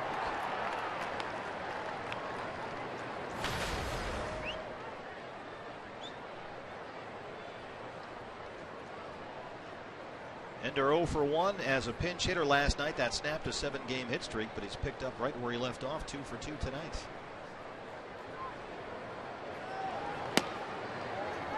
One and one.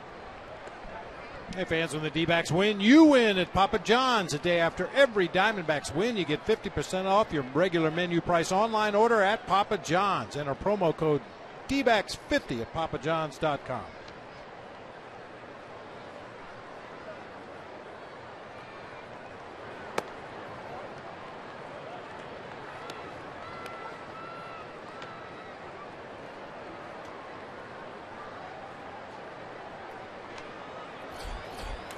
Rocky Juan Nicasio warming up in the LA bullpen. Baker over 80 pitches down. Knock that one in there. It's 2-2.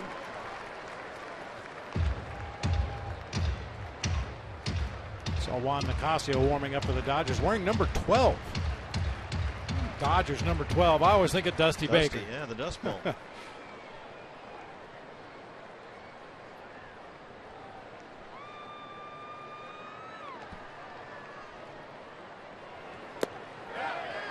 Yes, he went. There's the strikeout. That's just the second for Baker, and he strands the 2-out single. But Aaron Hill's first of the year, right to the cameraman in left field, has given the Diamondbacks a 4-3 lead.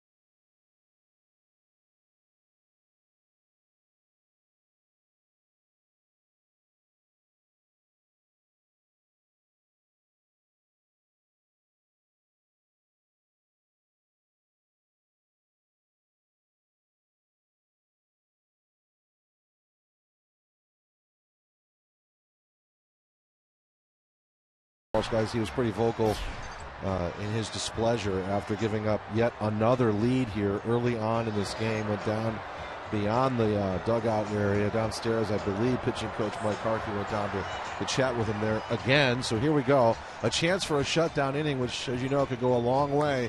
Just try and boost that confidence as this game moves along. This guy is a really good competitor, Todd. He was AL Rookie of the Year in 2011, went 13-10 with Tampa Bay with a 2.95 ERA. Won a Gold Glove the following season. He was a pretty good pitcher for several years, very effective in the American League East. Pitched in 92 games in 3 full seasons with the Rays, 35 wins and a 3.72 ERA. So during that stretch, his control, his strikeout to walk ratio improved every year. And in 3 straight seasons, his walks went down, his strikeouts went up. So he comes in with a very good track record, but for whatever reason has had trouble getting his footing under him here in the National League West. But he's got another lead, 4-3. Now working Yasmani Grandal to open up the LA fourth. The Diamondbacks are in the overshift with 3 defenders on the right side for Grandal, who doubled his first time up, knocked it into the left field corner. Went the other way against the shift.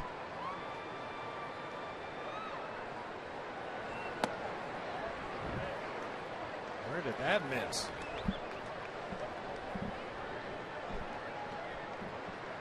People here at Dodger Stadium buzzing during the commercial break as Chris Paul hit a shot for the Clippers, hosting San Antonio across town here. Right at the buzzer to give them lead over the Spurs, and they have eliminated San Antonio in 7 games. There's a base hit for Grandal. So Clippers 111, Spurs 109 on this busy sports Saturday, and LA fans will have another NBA postseason series. And a lot of the fans here at Dodger Stadium probably had an ear to the radio listening to that Clippers game, but at some point here in the very near future, they're going to show it on the big board, and this place will probably come unglued. All those Laker fans. Pretending to care about the Clippers. At least that's what Daniel Hudson tweeted out the other day. Kike Hernandez, the shortstop, flying out his first time.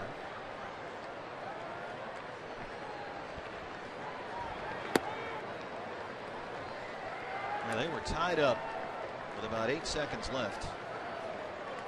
And Chris Paul hit a shot at the buzzer with 1 second on the clock to give the Clippers a 2-point lead. Now it's just gone final. I'm told they will boo the Clipper victory here.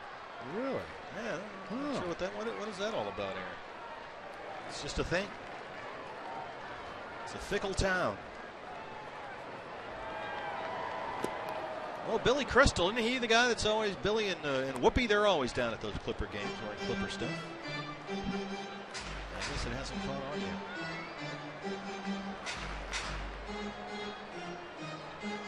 Kike Hernandez played in Puerto Rico this winter and in the Caribbean Series for Eduardo Perez, the former big leaguer. Eddie had him there. He says he does see Hernandez as a player at this level. His swing will work at the big league level. Versatile defender. He's got gap-to-gap power. Can play infield, can play outfield. And Eduardo said when he managed Hernandez in the Caribbean Series, as Andrew Chafin will start throwing at the Diamondbacks bullpen, PK told him it didn't matter where he put him defensively, he just wanted to play. And he's telling Don Mattingly the same thing. He'll play outfield, third base, shortstop, second base.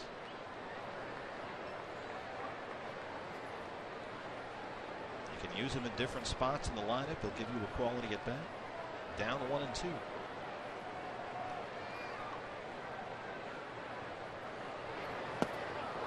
Chases that one, and Hellickson gets his 5th strikeout, 1 down. Yeah, Hernandez with a lot of moving parts up there. Starts wide open, closes his stance, lands on the toe. Everything kind of moving in toward the plate and out toward the pitcher, and really got fooled by that changeup. The pitcher, Scott Baker, Juan Nicasio, is still throwing in the Dodger bullpen. And Chafin warming up for the Diamondbacks. But Baker bats with 1 on and 1 out in the 4th.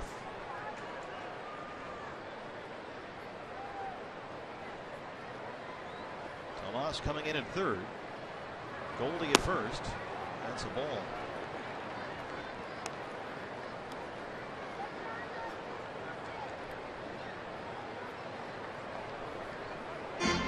Lorenzo Bundy, former D-back, coaching at 3rd for the Dodgers. Davey Lopes at 1st.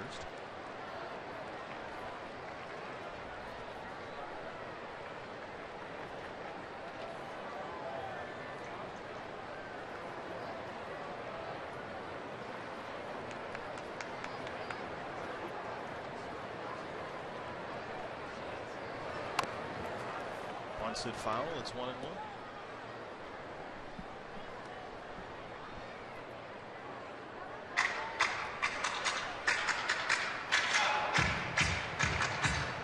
Mike Harkey going to make a quick visit here. And the entire Diamondback infield will follow suit.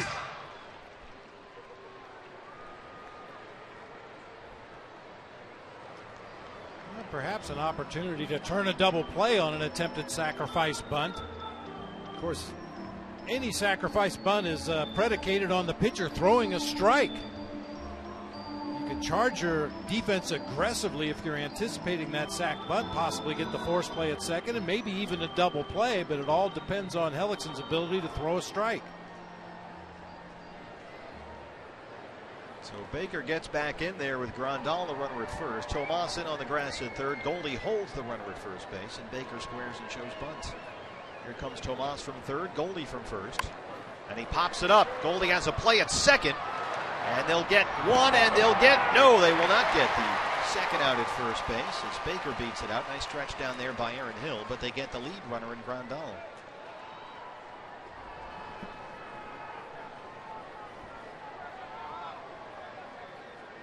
He tried to bunt it into a double play. You see Goldie charging hard from 1st. The ball's popped his direction. He's going 2nd base all the way on that play. Now batting. And to Baker's credit, he busted it down the line there to avoid the double play. So the Diamondbacks, that was a close play, but he's in there. Get the 2nd out of the inning, and now Tomas will go over from his spot at 3rd base. And man, the 2nd base bag. Baker is the runner at 1st. Here's Peterson, who has struck out twice, 0 for 2. And the shift is on.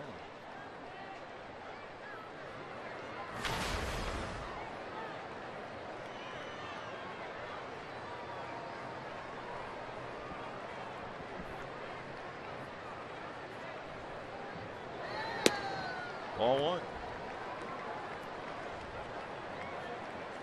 Peterson has spent most of the year batting 8th in the LA order, but Don Mattingly has shook up the lineup, did it earlier this week, and he's moved the rookie up to the leadoff spot.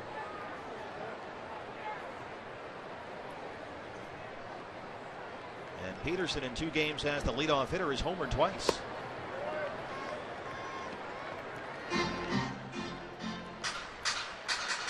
Mattingly said the 8th spot was designed to allow Peterson to really kind of not feel any offensive pressure at all, just play and do his thing up there. But after a month, they decided he was ready. Frankly, they needed to shake up the lineup with guys like Kendrick and Rollins slumping. Rollins is on the bench tonight. The 2-0 pitch. It's in there for a strike, 2-1. And that had to be a huge change for Jock Peterson. I would assume that he hit first, second, or third everywhere he ever played. Yeah. And suddenly finds himself batting 8th in front of the pitcher here at the major league level. That's a little bit of an adjustment, but Don Mattingly saw enough out of his young center fielder to move him up to the top. The MVP of the Pacific Coast League last year. It was a 30-30 man down there. The Coast League hadn't seen that in 80 years. 33 homers and 30 steals. I mean, Mattingly said they watched Peterson just kind of keep growing over the season's first month, knowing that they wanted to get him in the mix as far as getting him more at-bats anyway.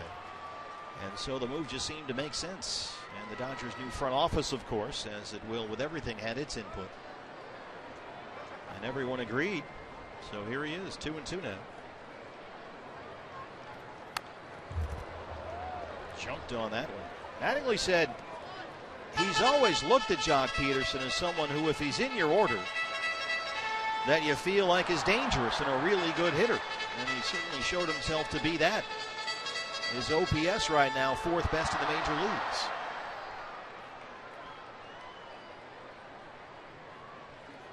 Two balls, 2 strikes, 2 outs. Baker the runner at first. Goldie plays behind the runner down there. The shift is on for the Diamondbacks. Bounces that one. Peterson doesn't chase it. It's full 3-2. Turner is on deck. He homered back in the first. That's that curveball you were talking about earlier, that one that bounces right in front of, or in this case, right on top of home plate, hoping to get that swing and a miss from an aggressive hitter, but Peterson was able to lay off. And again, Peterson will chase. He strikes out a lot. He has struck out twice already tonight.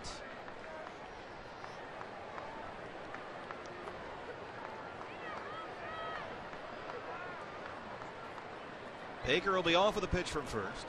Here goes the runner.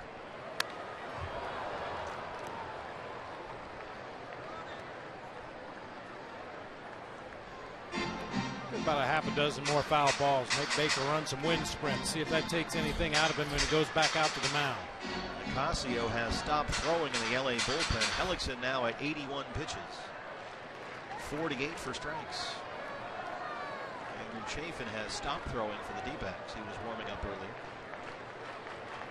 Another 3-2 to Jock Peterson. Baker takes off. And Peterson looks at strike 3.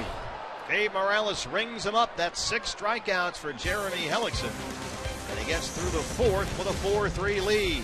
Peterson, the grand slam last night. Tonight 0 for 3 with 3 strikeouts. D-backs lead in LA.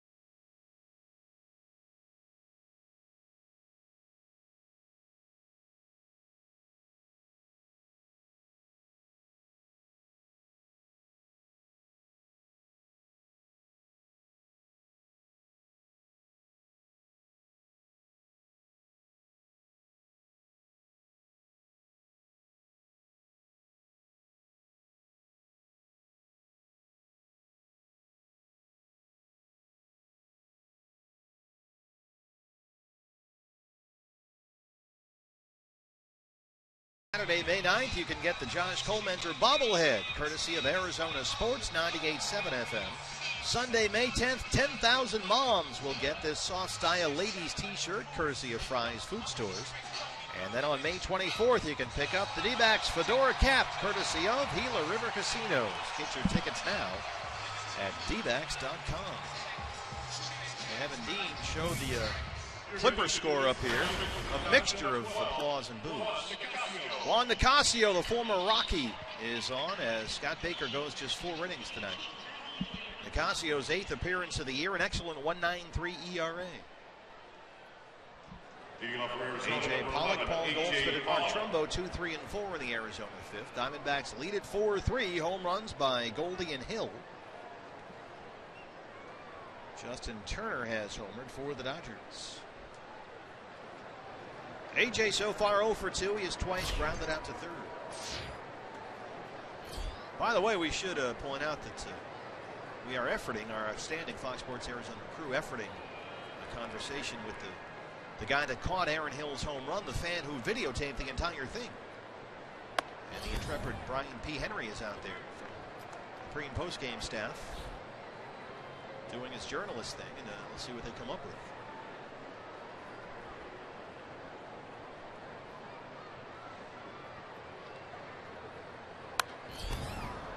Foul back. It's 1-1. So we may get a look, BB, at the guy's shot. Nice, yeah. Anxious to see that. There is Brian Henry, our pre- and post-game producer, doing a great job down there, talking to the fan who videotaped himself catching the Aaron Hill home run. And we are getting that video as we speak, and we may have a look at it by the end of the game.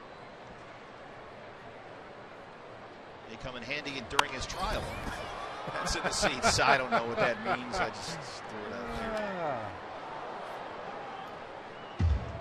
So they knock Baker out of the box. The not-so-fabulous Baker boy tonight. He goes 4 innings.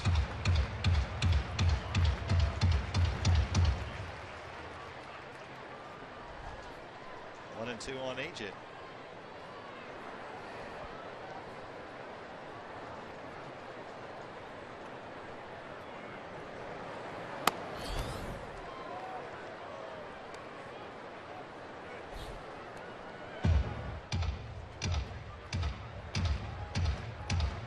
It'd be interesting if that was Aaron's first ever home run. You know, you're always negotiating to get the souvenir. He might be trying to get the film rights as well. Yeah. This is LA after all. The shift is on, hard to short. Hernandez is there. A low throw scooped up by Gonzalez at first, 1 away in the 5th. Number 44. Here's Goldie. Goldschmidt.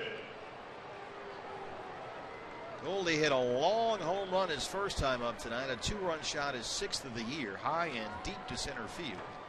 And then struck out his second time up in the 3rd. He's 1 for 2. Now with 349 on the year.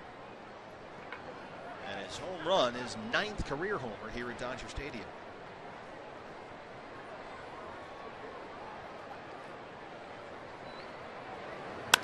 Goldie belts it down the left field line, but he yanks it foul. Let's take a look at our Chaz Roberts air conditioning pool play of the game. Goldie in the 1st. Whew. When you call a home run towering, this is what you're talking about. That ball went straight up, straight out, and straight down on the other side of the center field fence. Justin Turner hit a solo shot for LA in the home half of the 1st that made it 2-1. Aaron Hill led off the 4th with a solo homer for the Diamondbacks to break up a 3-3 tie, and that's where we are.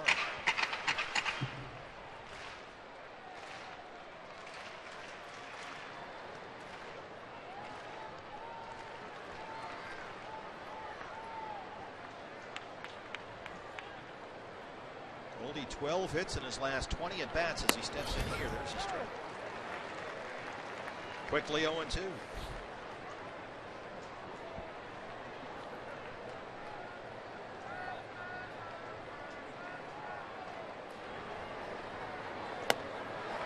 Chases the pitch down to the way and strikes out for the 2nd time tonight. 2 down in the 5th. Good slider from Nicasio. We saw Goldie swing and miss at one of these earlier in the game against Scott Baker. And, of course, Yasmani Grandal was behind the plate when Baker was pitching and remembered that slider low and away. They got the swing and a miss, went right back to it again with Nicasio. Mark Trumbo looking for his first hit in this series. He was 0 for 4 last night, 0 for 2 so far tonight. He has popped up and grounded out. Strike one.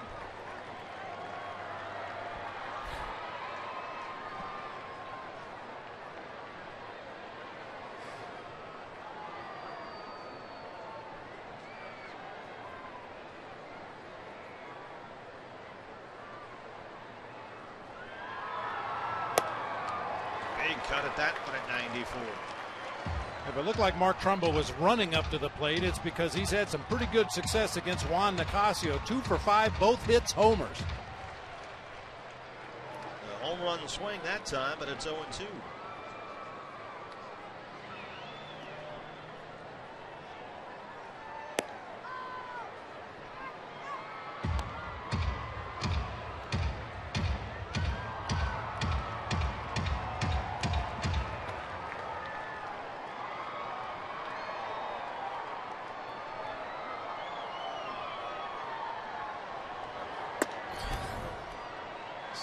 Sitting behind Trumbo back there with the hair and the beard.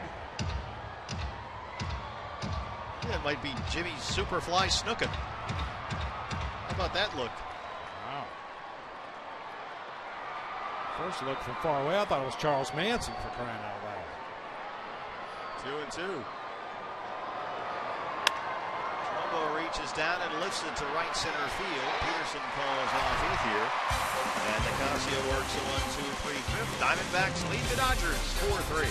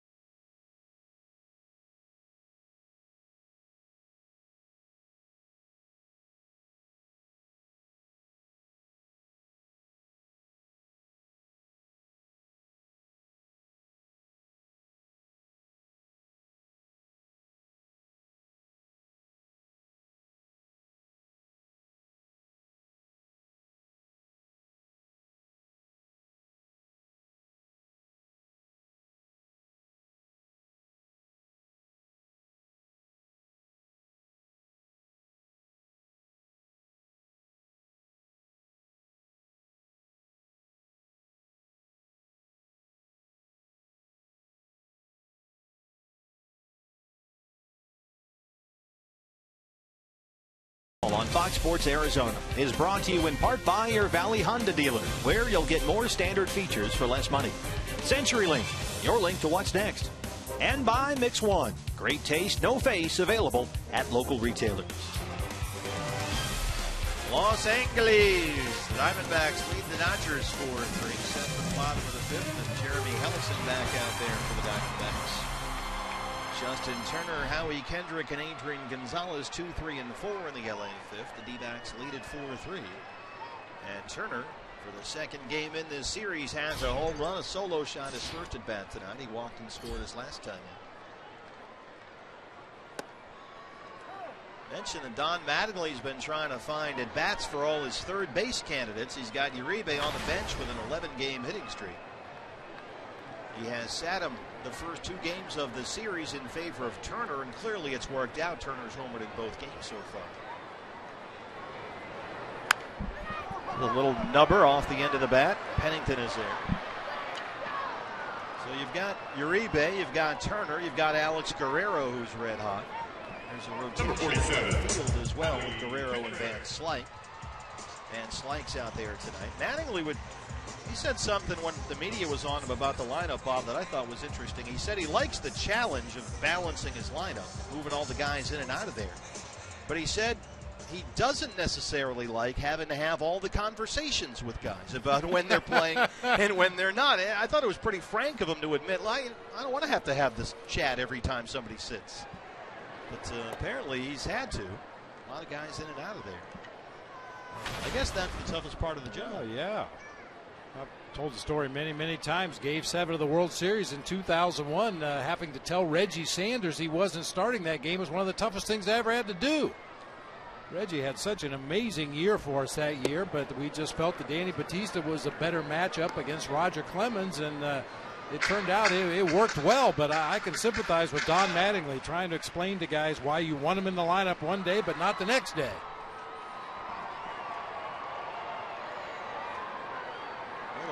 Crawford and Puig get back, then things will really get convoluted. He dealt with it all last year in the outfield, and Andre Ethier barely played. You have to get one of those things with the numbers like they have at the deli. You take a number, get in line, you can come in and complain and try to talk your way into the lineup right after number 74 is done. Line forms at the right. 3-0 to Kendrick. There's a strike. Well, this is a big inning for Jeremy Hellickson. You mentioned at the top of the show how he has struggled in the first inning, and sure enough, he did again tonight. The Dodgers got 2 of the first. The 5th inning has also been something of a landmine for Jeremy this year. Bounce to third. Tomas is right there. Low throw, backhand scoop by Goldie. So 2 down. Hellickson this year, 5th inning and afterward, has an ERA of over 7. And opponents are hitting nearly .380 against him from the 5th inning on. So he's got 2 quick outs here, a good start so far, but here comes Gonzalez. And a big inning for Jeremy Hellickson. Personally, his team has given him a lead a couple times in this game, currently lead at 4-3, but he needs to get 1 more out to be the pitcher of record and possibly get a win tonight. About to throw his 90th pitch of the night. Gonzalez has an RBI double. He has grounded out 1 for 2. It's this one high and deep to right field. Trumbo on the track has it. And for once, a ball finally got up in the air here and died at the warning track. It stays in the yard, and Hellickson works a 1-2-3 fifth. Diamondbacks lead the Dodgers 4-3.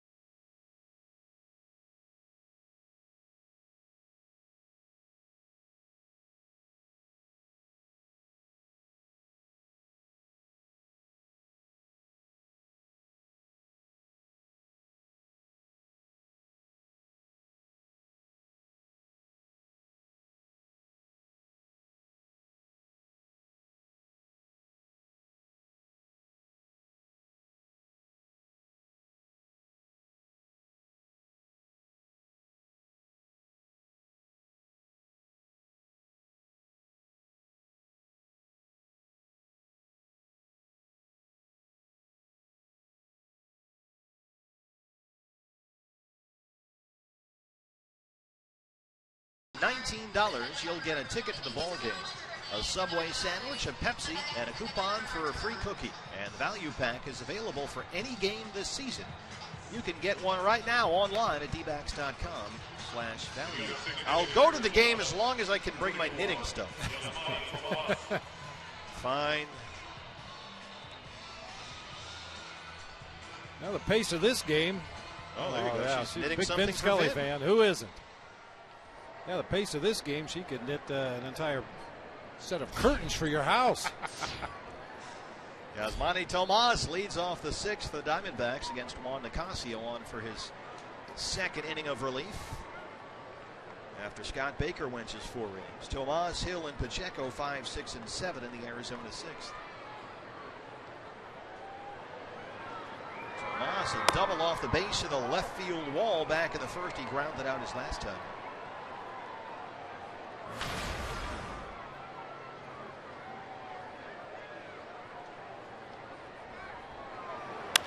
Yasmani lifts it in the air to center field. It'll back Peterson up. He's at the track at the wall, and he's got it a step shy of that 395 mark as Tomas. Another very well-struck ball off the bat of Yasmani Tomas. Well, what a difference 24 hours makes. Last night, everything hit in the air was carrying out of the ballpark. Tonight, we've seen several well-struck balls die on the track. Belt-high fastball inside part of the plate. Tomas put a charge on it. Looked like it had a chance to get out of here, but Peterson has just enough room. He does have a nice, easy swing, very much under control, like Jim Hale was saying yesterday. Here's Aaron Hill, who hit his first home run his last time in. A line drive that just cleared the wall and left. Caught by a gentleman who was videotaping himself catching the ball. And Brian Henry and our Fox Sports Arizona crew on the case right now trying to get that video. In fact, we have the video. Here it is. This is the video from the camera of the fan who caught the ball. Aaron Hill, here it comes. The guy catches it in his glove and videotapes it with his other hand. Oh, nice. How about that? Scott Van Slyke looking on. That's outstanding. The glove on one hand, the video camera in the other. And a nice job by Brian Henry and the crew to get that video. Popped up third base side. Turner and Grandal. It'll be the catcher. Does hang on. That's the second out. How about one more time? There's the guy. You can see he's got the video camera in one hand, the glove in the other.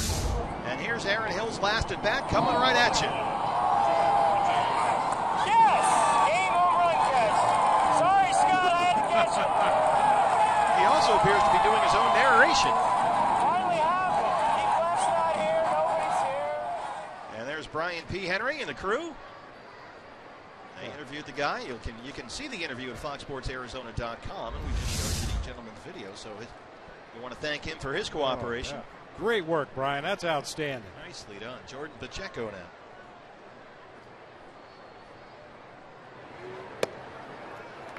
Our intrepid reporter and producer, Brian P. Henry. Maybe we get Brian out among the people more often, see what he can turn up. Only when the D-backs are hit.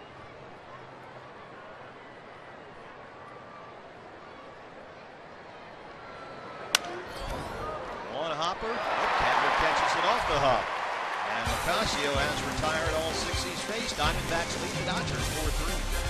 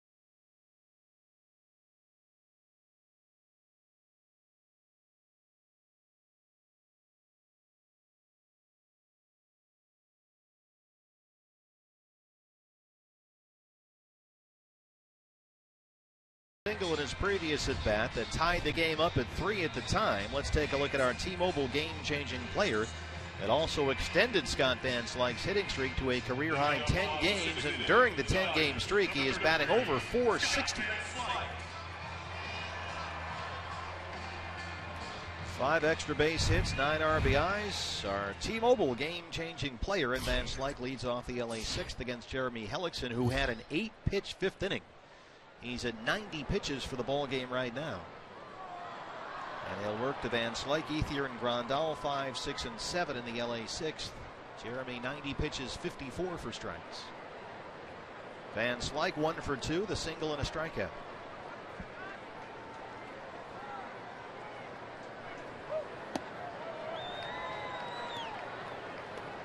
Nice tidy 8-pitch, 1, 2, 3, 5th. Maybe buys another inning out there for Jeremy Hellickson. Andrew Chafin is back warming up in the Diamondback bullpen.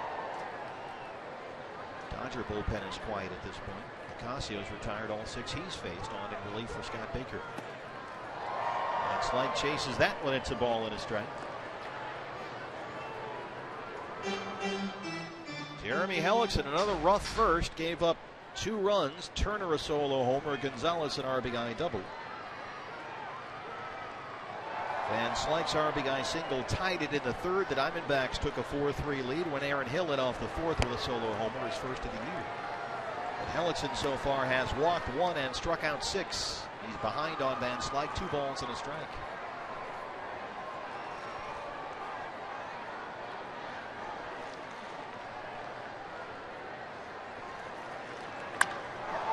Skies it to right center field. A.J. Pollock should have room. Oh boy, Bob, these are all out of here last night. They're staying in the yard tonight. Way out last night. That was somewhat similar to Justin Turner's solo homer in the ball game last night. You can see Van Slyke knows he just missed that one. Yeah, Turner's ball just looked like a routine fly to medium deep center field and ended up on the other side of the fence. Well, you've got the left-hand hitting Andre Ethier coming up. And that's going to be it for Jeremy Hellickson, with the left-hander Andrew Chafin ready and coming out of the Diamondback bullpen. D-backs lead at 4-3. We take a break from Dodger Stadium.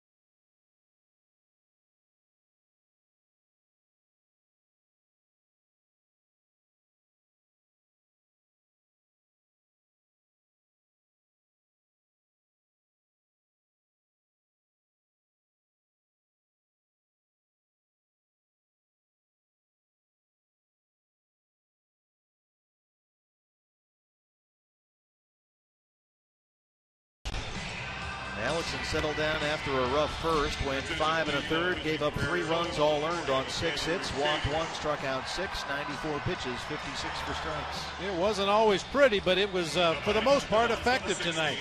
Gave up the home run back in the first to Justin Turner, an RBI double to Adrian Gonzalez. And other than the leadoff walk in the 3rd that later came around to score, a pretty serviceable job. It takes him a lot of pitches to do it, but he keeps you in the ballgame.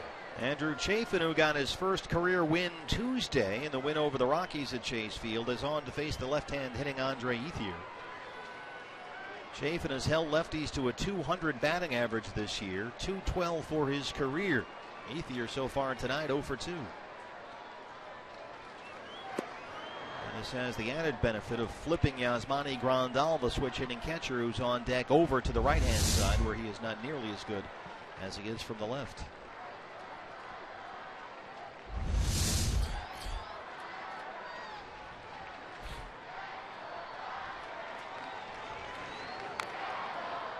Chafin ahead 0-2.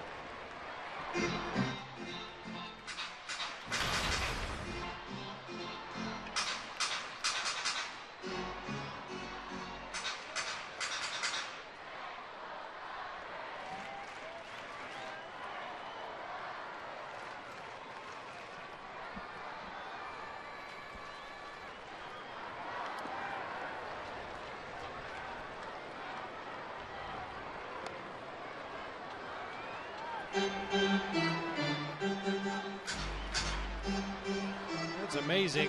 As many pitches as Jeremy Hellickson throws to get through an opposing batting order, he only had one walk again tonight. A lot of high pitch counts, a lot of 3-ball counts, a lot of 3-2 counts, 6 strikeouts. 1-2 on Ethier. He's just got to figure out that first inning. He's had 5 starts this year. He's given up 8 runs in the first inning alone.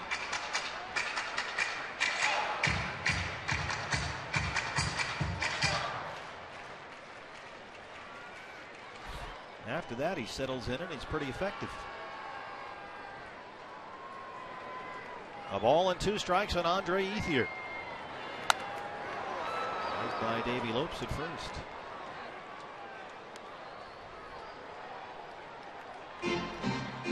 One of the new ball girls fooled badly on the carom there. Brand new for the first time ever at Dodger Stadium. Ball girls. And Stephanie wasn't here last night, perhaps explaining the misplay on the carom off the side wall there.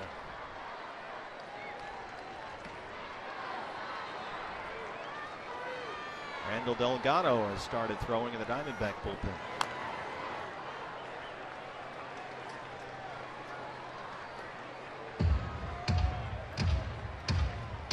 Dodgers come into the ball game leading the NL West 14-8 on the year. D-backs 4 games back, 10-12 on the season. Trying to even up this series at a game apiece heading into tomorrow afternoon's rubber game. That's Chase Anderson for the Diamondbacks and Brett Anderson, the left-hander, for the Dodgers.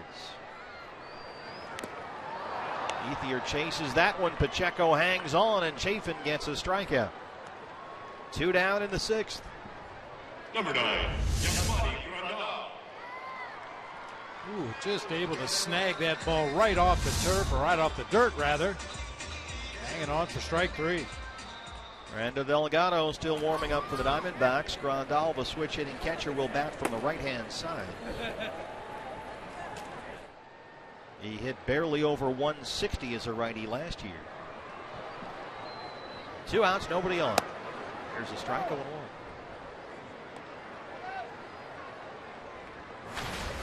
Dodgers have had only 2 base hits since the 2nd inning. Van Slyke's RBI single in the 3rd and Grandal's single to lead off the 4th. So rocket into the seats and Chafin's ahead, no balls and 2 strikes. Let's take a look at this day in Major League Baseball history, brought to you by Geico. Nate Colbert, 10-year career in the big leagues, most notably with the San Diego Padres. As an 8-year-old, he went to watch Stan Musial play at Sportsman's Park. It was a doubleheader. Stan hit 5 home runs that day. 18 years later, as a 26-year-old Padre first baseman, Colbert becomes the only other player in the major leagues to hit 5 homers in a doubleheader. That's a good day. If you do a Google search of Nate Colbert and just search for old photographs, you will come up with some of the most unbelievable Padre uniforms. I mean, he wore those old Bumblebee ones. Yep. Had 13 RBI in the doubleheader. He was a really good hitter, Nate Colbert. Grandal, a swing and a miss. Chafin comes in and gets 2 strikeouts. An excellent job in relief right there by Andrew Chafin. He sends us to the 7th. D-backs lead at 4-3.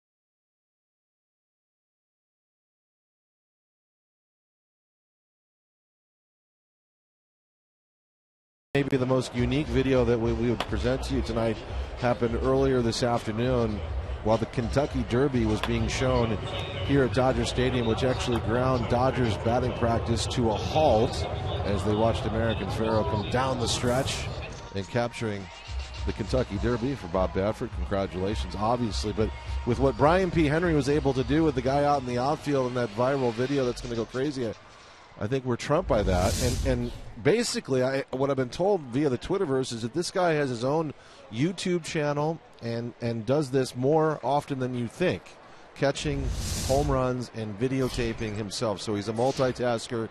I just wonder what kind of deal Brian cut, because he stole the farm. Bobby Crosby, we're told, is the guy's name. And it kind of ruins a little bit that he makes a little mini career out of this, but this was him catching and videotaping the Aaron Hill home run. Yes! Game home run catch. Sorry, Scott, I had to catch it. Apologizing to Scott Van Slyke for catching the ball. So that was our pre- and post-game producer, Brian Henry, out there talking with that guy who got the home run and the video to prove it. Cliff Pennington leads off the 7th against Juan Nicasio on for his 3rd inning of work. He's retired all 6 Diamondbacks he's faced so far. Penny singled back in the 2nd, 1 for 2.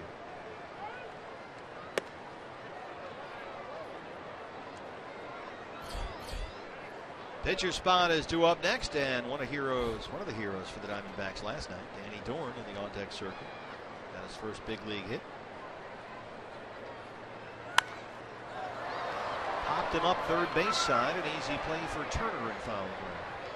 And that's 7 straight retired by Nicasio. So here's Danny Dorn, 1 for 4 so far to begin his big league career.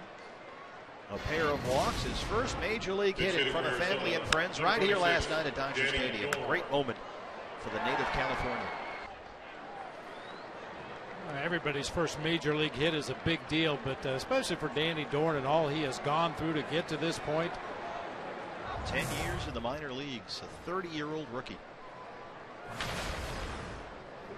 a collegiate teammate, as Todd Walsh told us earlier in the ball game, of Dodger third baseman Justin Turner. They both played at Cal State Fullerton.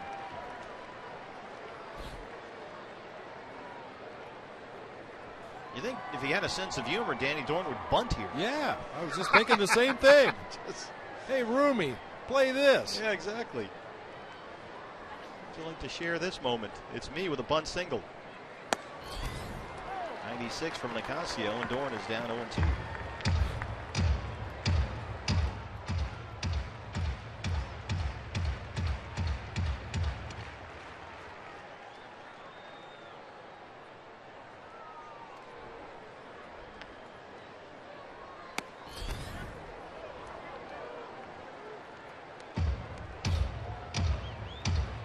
Danny Dorn's got some pop. He had a 25-homer season 2 years ago, playing AAA ball in the Tigers system. That was at Toledo. Grew up in the Diamond Bar, California area. Actually used to sell ice cream at Angels games in Anaheim when he was a kid.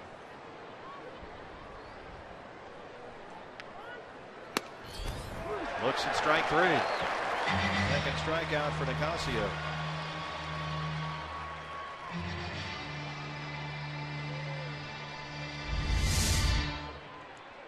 Number 5, Ender. The Dodgers, that pitch is a little off the plate, low and away at 95. The Dodgers kind of stole Juan Nicasio. They didn't really have to give up much to get an established major league arm that had kind of stalemated in Colorado. This guy still has a big fastball, good slider. Done a good job here. Retired all 80s faced. Here's Ender Inciarte, who's 2 for 3. A double, a single. He has scored a run. He's got an RBI. Yeah, Jeff Bridich, the new GM out there in Colorado, kind of blew up their rotation a little bit. They cut Jhoulys Chacin loose. They moved Nicasio here to LA. Ender off the fist, a little bloop in the shallow center, but Peterson has it, and Nicasio works his 3rd straight 1-2-3 inning. We stretch at Dodger Stadium. Evan Marshall coming in with a 4-3 lead.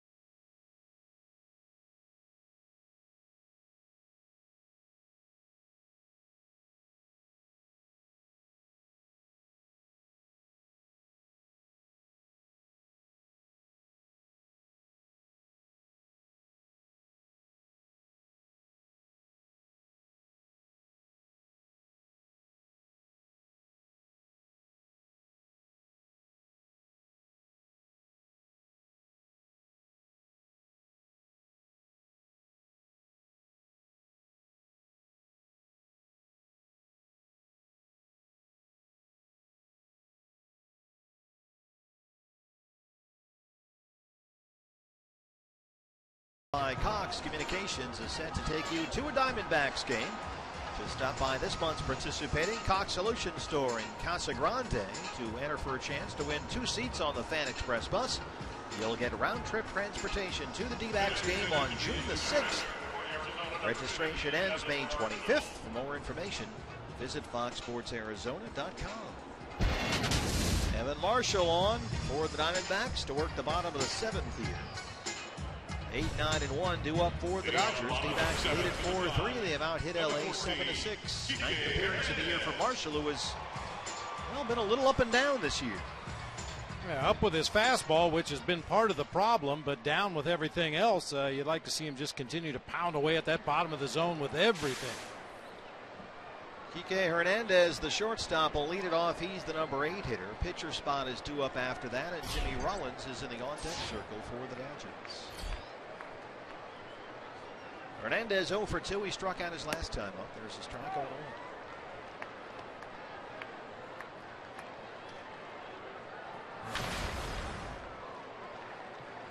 1. Amy Garcia, who was just electric when we saw him last month at Chase Field, is throwing for the Dodgers.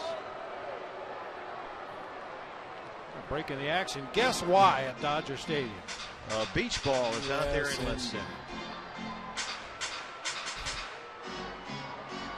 AJ Pollock having problems getting it over the fence. Well, he's from Connecticut. What does he know from beach balls? And now we're set to go one more time.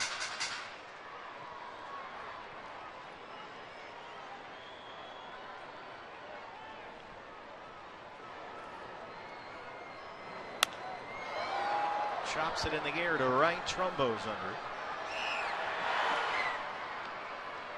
1 out in the 7th. And here's Rollins.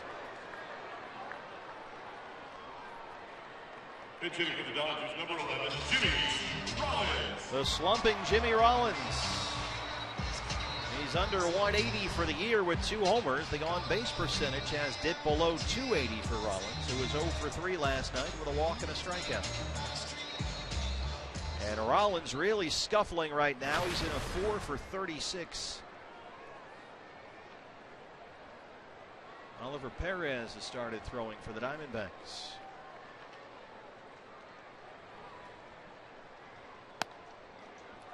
The shift is on for Rollins, the switch hitter, batting from the left-hand side. Tomas, the third baseman. You see him right in the middle of your screen there. In the second base spot, right in front of umpire Jeff Kellogg out there. Cliff Pennington all by himself on the left-hand side. 0-1 to Rollins.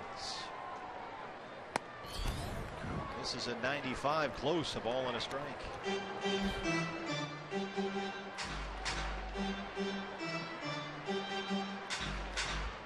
This is not something that Jimmy Rollins has done a whole lot of in his career, pinch hitting.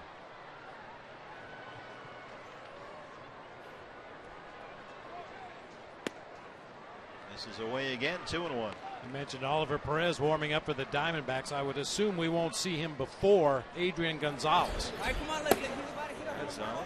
I mean, Jock Peterson is in the on-deck circle. Ollie could probably be ready for Peterson if necessary, but I think he's getting him ready in case we get down to that Gonzalez spot. Right to Tomas. The shift is on, and he hits right into it. Yasmani fields it cleanly, practicing from that very spot yesterday here. And Marshall's got the first 2 outs. Number 31, Josh Peterson. I love it when a plan comes together. Put Yasmani Tomas over there earlier in the afternoon to work on ground balls. He drops down to a knee to smother that one, turns it into an easy out at first base. That's a much shorter throw from second base than the one he's used to from third. And Tomas will stay right where he is as the left-hand hitting Peterson comes up. Peterson tonight 0 for 3. He has struck out 3 times. Dodgers have, since the start of the 3rd inning, just 2 hits, both of them singles. And Marshall bidding for a 1-2-3-7. Gives it a ride to center field. AJ Pollock will watch it go. It is way out of here. 4-4.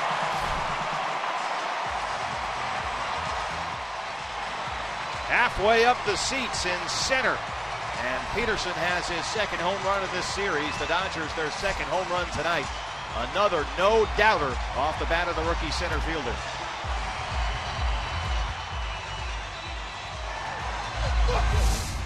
And we saw Jeremy Hellickson earlier in the ballgame really tie up Jock Peterson inside with fastballs. That one tailed out over the outer third of the plate. And a long home run to center field for Jock Peterson. That is a big homer in this ballpark. 4-4 ball game in the 7th.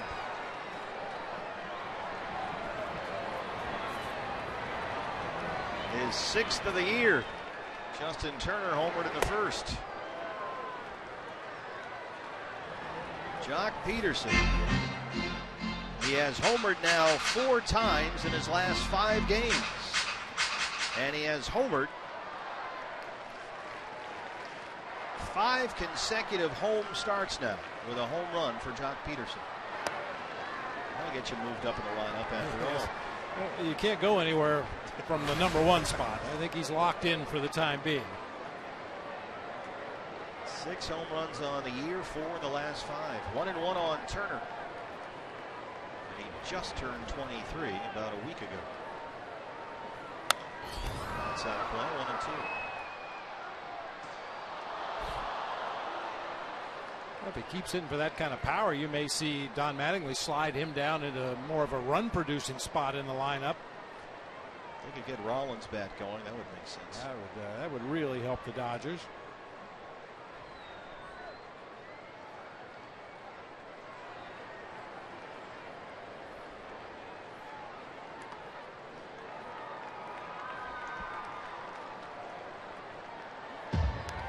Marshall got a lot of big outs for the Diamondbacks last year. He was outstanding throughout his rookie season. But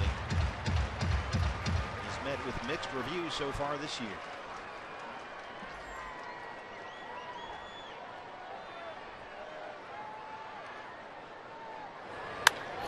Turner belts it down the right field line. That's a fair ball.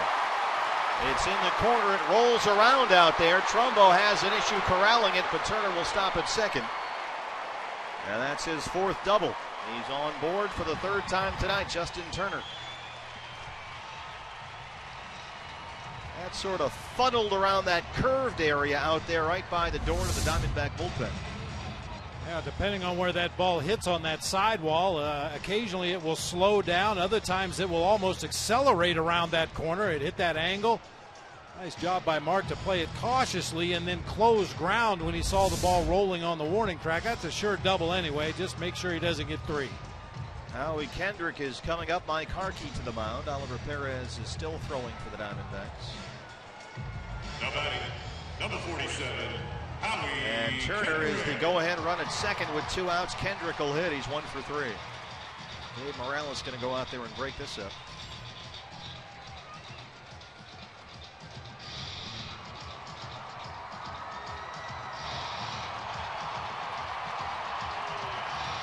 One more big out still to get for Marshall, as the Dodgers have come back with 2 outs to tie it up in the 7th on the Peterson over. Kendrick singled and scored in the 1st, 1 for 3.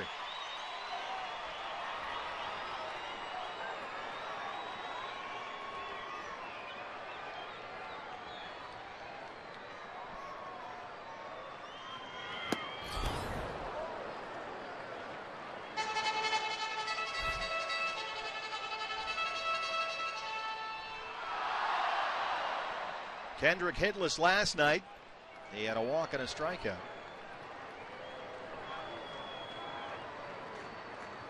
Last 10 games, hitting about $170.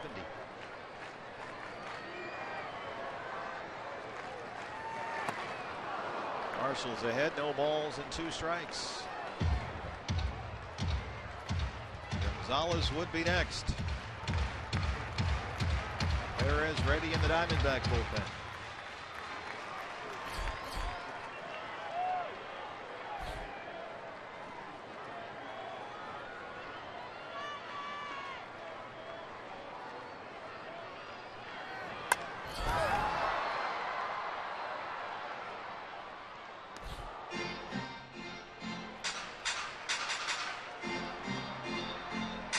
Still weird not to see him in an Angels uniform. It's a little weird for him Looking down, seeing blue shoes instead of red shoes. Jimmy Rollins, too. Yeah. Jimmy wore red shoes for 15 years.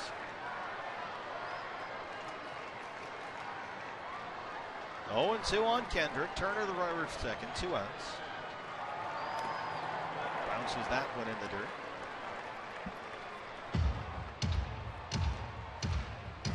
Well, Jordan Pacheco's done a nice job back there tonight. I mentioned it earlier, not always as textbook perfect as Tuffy Ghostwich blocking balls in the dirt, but I've always said there's no such thing as a bad block. Just keep it in front. He's a good athlete back there, that's for sure.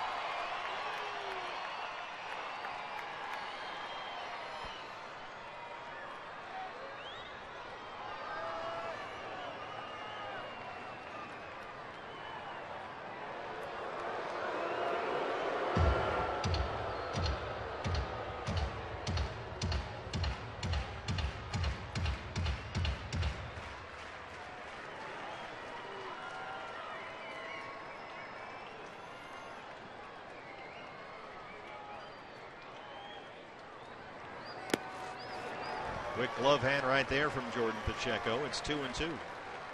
Boy, and it had to be. That ball was over in the left-handed batter's box with a lot of side spin, a breaking ball, and Jordan makes like he's down there at third base picking a one-hopper. Aaron Turner back to the bag at second. Now we'll look into the dugout. 2 outs, 2 balls, 2 strikes. Go ahead, run on second.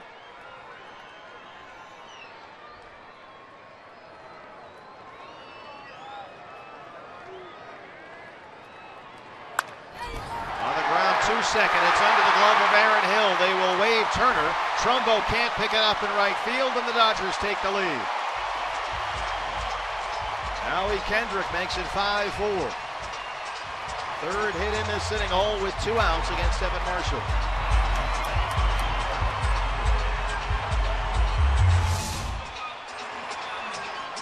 Like a changeup just stayed over the heart of the plate for Kendrick. He didn't really hit it that hard, but got it just past the diving Aaron Hill for an RBI base hit. And Trumbo charged it out there and right overran the ball a bit, and there was absolutely no chance to get Turner, who scores from second with a 5th Dodger run. Back after this.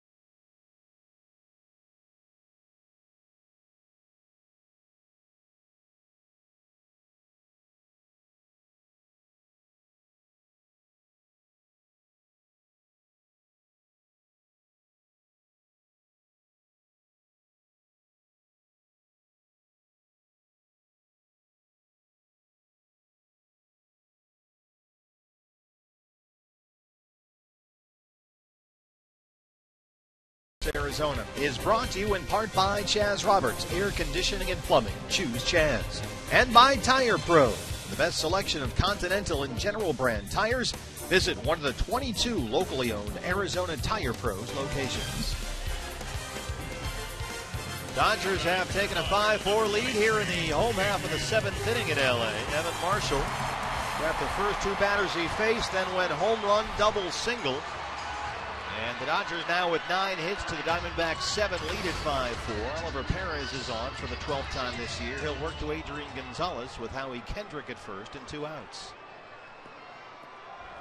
Well, we anticipated, we were hoping it wouldn't come to this, but Oliver Perez ready for Adrian Gonzalez. Gonzalez 4 for 19 lifetime against Perez.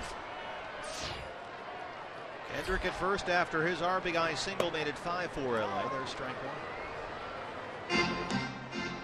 So Kendrick 2 for 4 tonight. He has scored a run. He's driven in a run. The numbers for Gonzalez against Perez. 4 for 19 with a homer.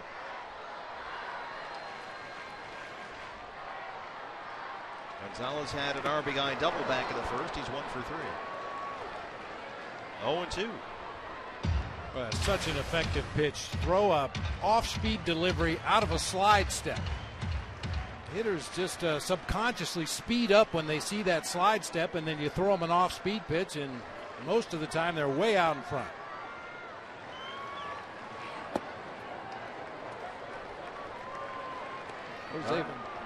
Jose Valverde used to be tremendous at that. He had that great split-fingered fastball, and he would use a quick slide step to home plate and throw that splitter, and guys would screw themselves into the ground swinging at it. Papa Grande. Gonzalez, did he hold up? No, he did not. Alan Porter down at third rings him up, and Ali Perez comes in and puts out the fire with a big strikeout there of Gonzalez. But the Dodgers take a 5-4 lead, due up for the Diamondbacks. Pollock, Goldie, and Trumbo in the game.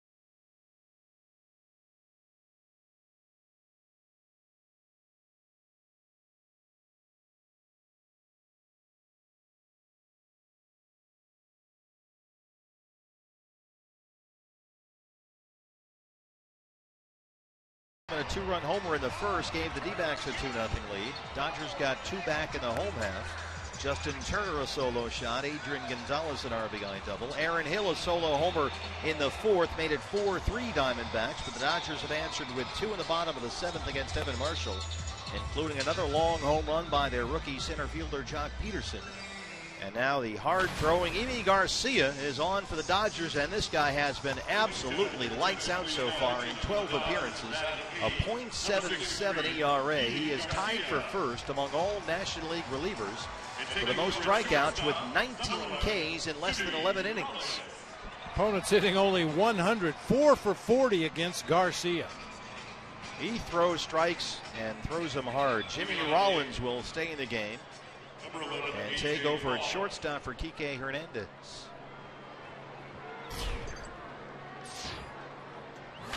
A.J. Pollock, Paul Goldschmidt, and Mark Trumbo, 2, 3, and 4 in the Diamondback 8. And so the pitcher spot is now 8th in the LA order. Rollins stays in the game and plays short. A.J. 0 for 3 so far. He has grounded out 3 times. 0-1.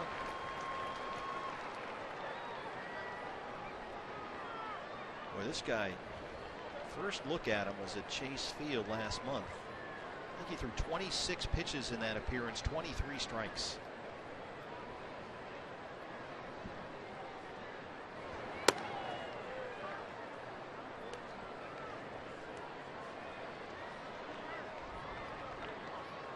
actually make it 23 pitches, 20 strikes for Garcia. Pitched 2 innings, gave up only 1 hit, and had 4 strikeouts. That was April 10th.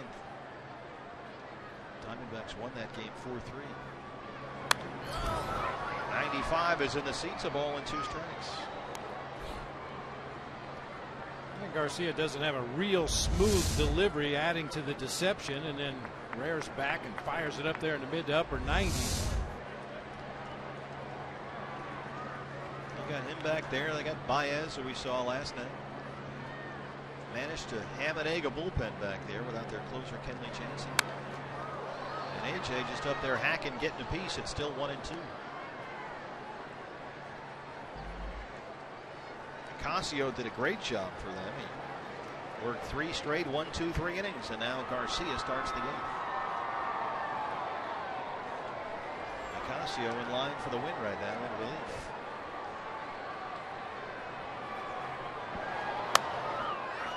You mentioned their closer Kenley Jansen threw a rehab assignment last night. Rancho Cucamonga, 1 inning of work. Struck out a batter, didn't give up a hit, and went down to the bullpen to throw some more pitches after his 1 inning of work. He shouldn't be too far away for Don Madden. He's been on the DL all year with a foot injury. Grandal sets up down and away, and AJ chases for the strikeout.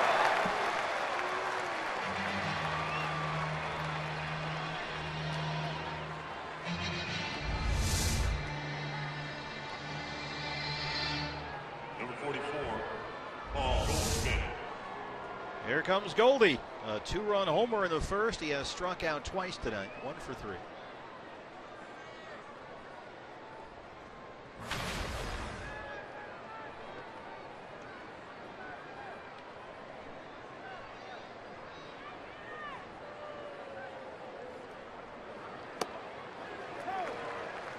This was Paul Goldschmidt back in the first, his 6th of the year. Scott Baker was missing his spots from one side of the plate to the other, and that one really hurt him. Tried to go low and away, left the ball over the inside part of the plate, and Goldie hammered it. Hard fastball away, at 93 misses. It's a ball and a strike.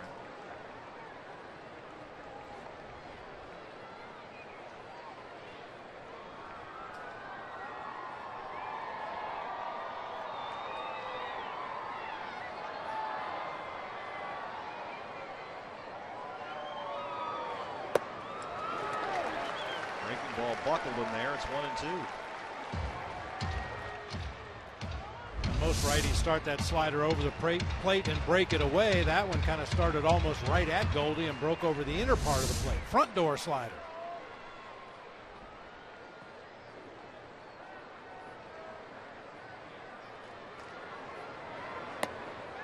Down and away with a slider. Misses that time. It's 2-2.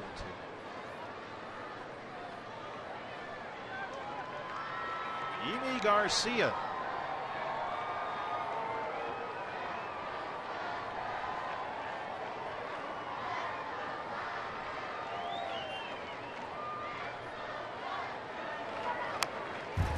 It's a piece of another slider.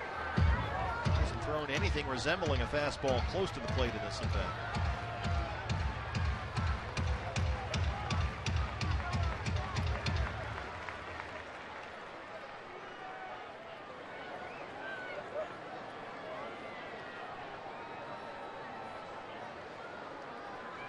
Two balls and 2 strikes. Same spot, down and away. Fastball, and Goldie gets it up in the air. Does this have a chance, or will it stay in the yard? Ethier. Oh, man. A step or 2 shy of the wall. It's a cooler night here tonight, and for the most part, it stayed in the ballpark. It made that sound coming off of Goldie's bat. He finally got a hittable fastball right in the middle. Sounded like he squared it up, but if Paul Goldschmidt squares it up, it'll go. That one just died on the track out there. So 2 down now for Trumbo, who is 0 for 7 in the series.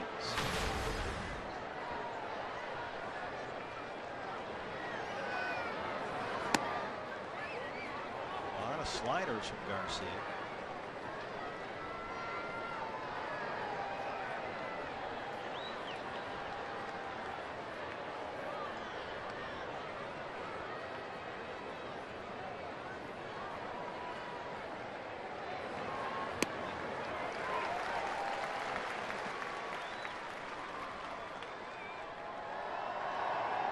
Slider by Garcia is not, I would call it a flat slider. It doesn't have as much downward movement as a lot of right-handed sliders you see out there, but it's still very effective. It breaks sharply away from the right-handed hitter.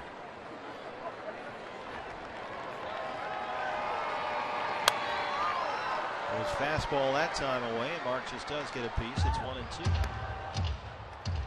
Brad Ziegler throwing in the Diamondback bullpen. Dodgers in their half of the eighth. They'll have Van Slyke, Ethier, and Grandal 5, 6, and 7.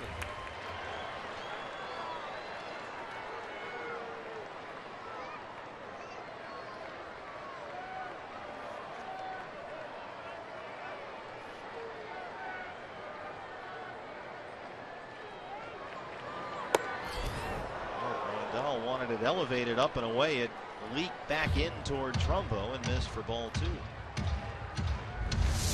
Looked like it didn't miss the zone by much. Off the plate inside, perhaps. Good take that time by Mark. That's a broken bat waiting to happen right there. 2-2. He hung a slider out over the plate, and Mark Trumbo just missed it. That was a hanger. Yeah, after you've seen that pitch a couple times in the at-bat, you just hope he throws one in the zone, and he did. Mark just underneath it, fouls it off to the right side. A hanging nothing ball. Still 2-2.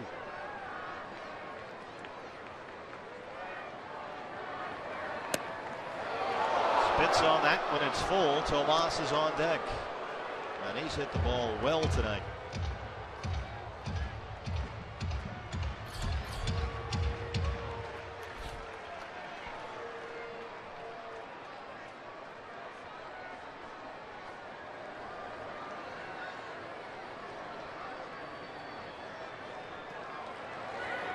Hard fastball up, and Trumbo lays off. Works a 2-out walk, and Tomas will hit.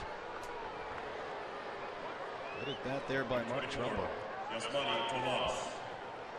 Tomas has hit the ball hard tonight. Twice. Once for a double off the base of the wall in left center. Another one that took Jock Peterson right to the 395 mark out there in straightaway center field. He has barreled it up twice.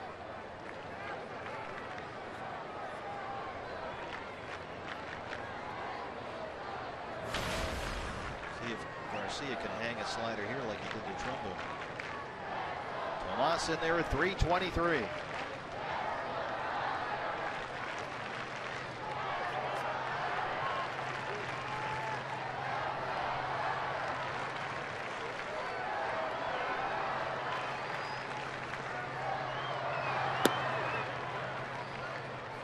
Misses with a fastball, 1-0.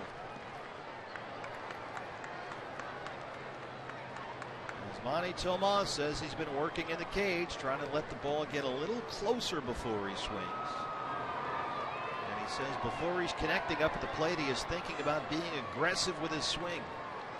And he's looked that way tonight.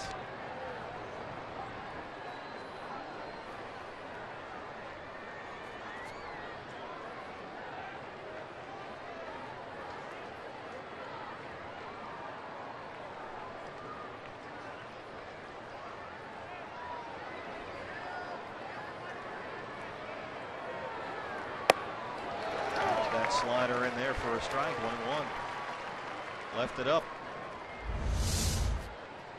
You see that front side open up, anticipating perhaps a fastball inside, and the slider sweeps out over the outer third of the plate for a called strike.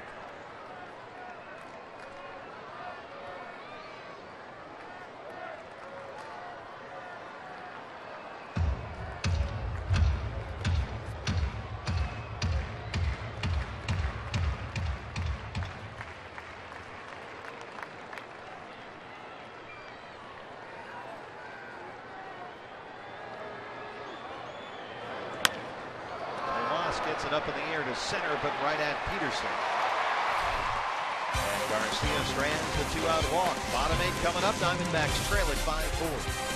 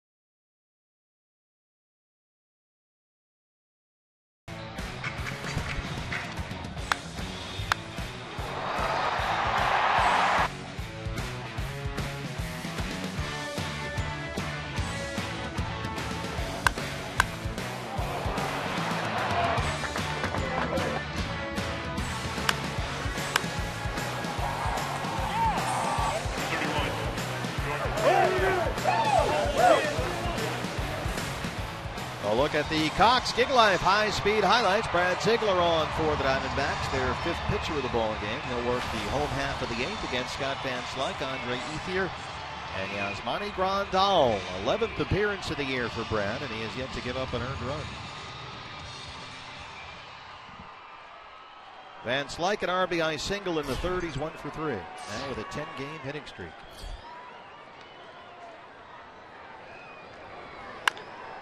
First pitch swinging. Cliff Pennington at shortstop. Throws him out,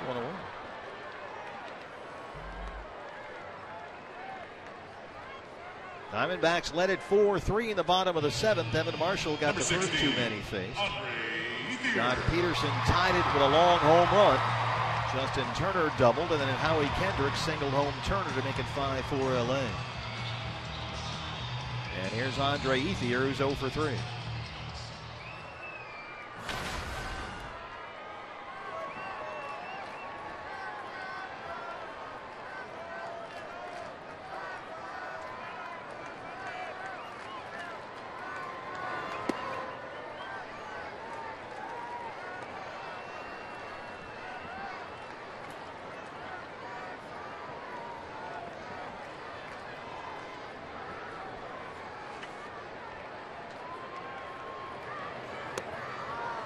There's a strike, 1-1. Chris Hatcher has started throwing for the Dodgers in their bullpen. Hey, see if you're shaking his head. There's absolutely nothing a left-handed hitter can do with that pitch that Brad Ziegler just threw. Sinking, tailing fastball right on the outside corner at the knees. If you swing at it, it's going to be a weak ground ball somewhere on the infield. If you take it, it's a called strike. What are you supposed to do? He's pretty effective.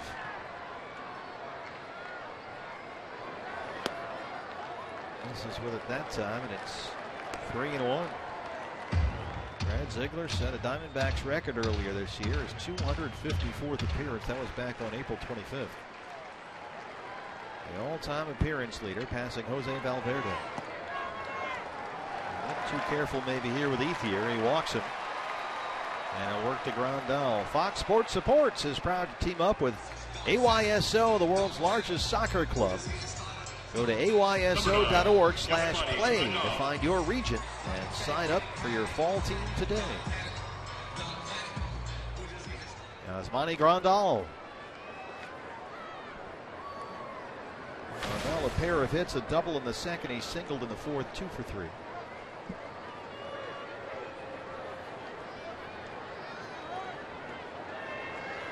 Diamondbacks go into the overshift with Tomas on the 2nd base spot. Ethier takes off for 2nd. Great throw from Pacheco. And Ethier is a dead duck down there at 2nd. Jordan Pacheco throws him out. The shift was on. Cliff Pennington, the lone defender on the left-hand side, comes over and applies the tag. Well, the way Ethier was looking back toward home plate and Yasmani Grandal, that could have possibly been a broken hit and run right there. Jordan Pacheco continues to do a good job back there for the Diamondbacks. It's the 0-1 count on Grandal. He hits it away from the shift and a fair ball down the left field line. Inciarte will play it on a hop and hold Grandal to a single. So he's 3 for 4. That's the 2nd time tonight he's done that. Just shoots it down that left field line away from the shift. Well, when you're hitting a $179 coming in, you better do that. Alex Guerrero now. Pitcher spot is 8th in the LA order, so Guerrero will hit for Garcia. Alex Guerrero hitting .393, 5 home runs on the year. He has homered 3 times in his last 13 at-bats.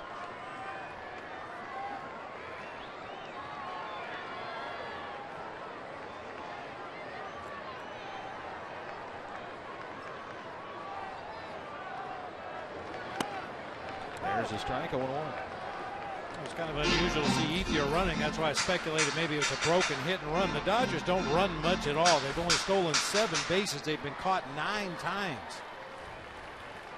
Chris Hatcher continues to throw in the LA bullpen. He will get the 9th. Guerrero shoots it the other way for a base hit.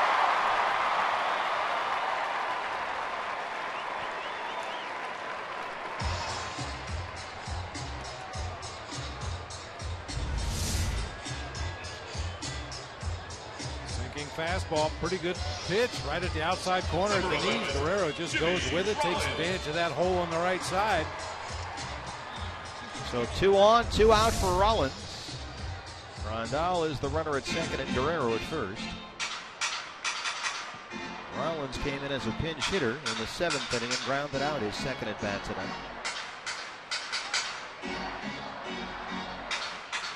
And Pacheco will set the defensive signals with Rollins up there. Stuck in a 4 for 37 slump at 176 on the year.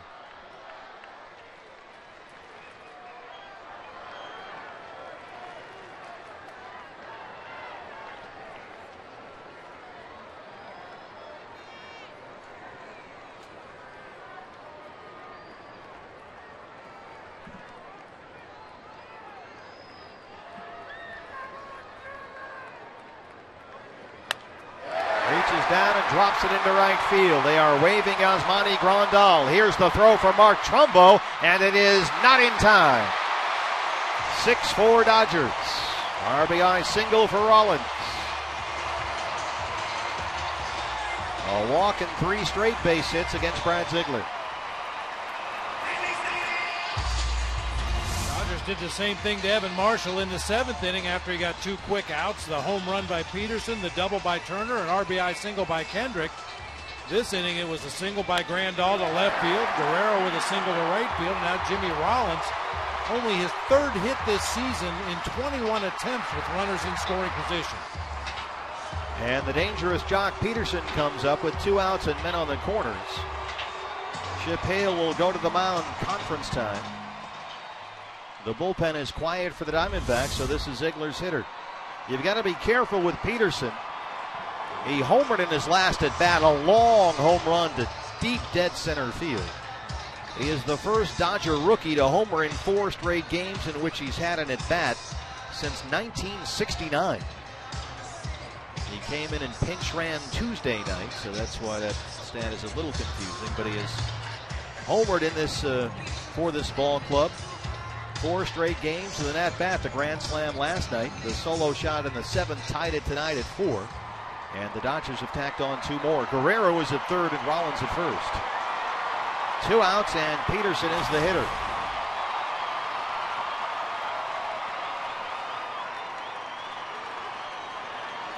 He's got 4 homers in his last 5 games.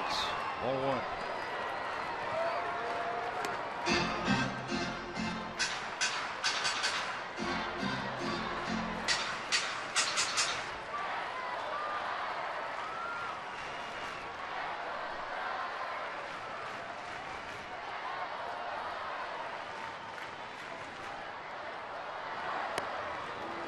There's a strike. Dodgers now with 12 hits in the ball game, 7 for the D-backs. Diamondbacks in the 9th will have Aaron Hill, Jordan Pacheco, and Cliff Pennington scheduled up 6, 7, and 8. Chris Hatcher continues throwing in the LA bullpen.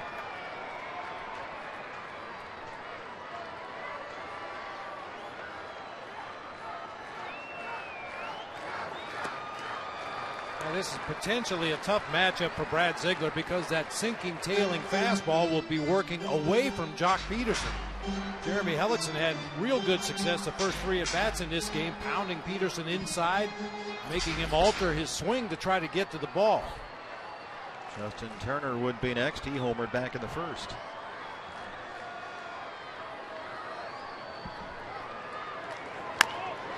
Bounced over the mound. Pennington from shortstop comes over and throws him out.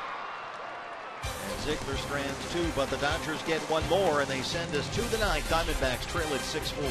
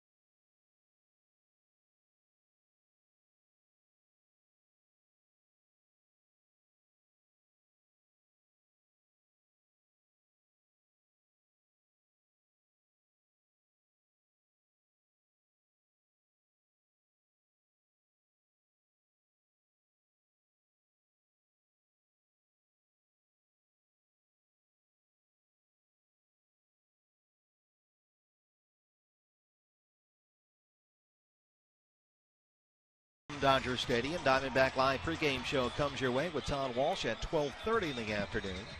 Chase Anderson for the Diamondbacks, the lefty Brett Anderson for the Dodgers in the series finale, and then it's off to Colorado for 3 against the Rockies starting on Monday.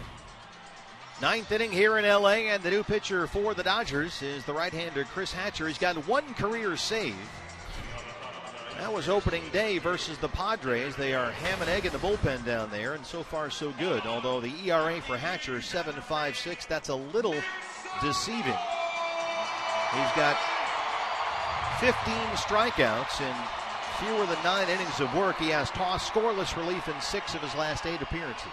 And equally effective against left-handers. Left-handed hitters 0 for 11 this season against Hatcher with 4 punch-outs. Diamondbacks down 2 as we start the 9th. Aaron Hill, Jordan Pacheco, and Cliff Pennington, 6, 7, and 8 for the Diamondbacks. Aaron had a homer in the 4th, his first of the year. He's 1 for 3.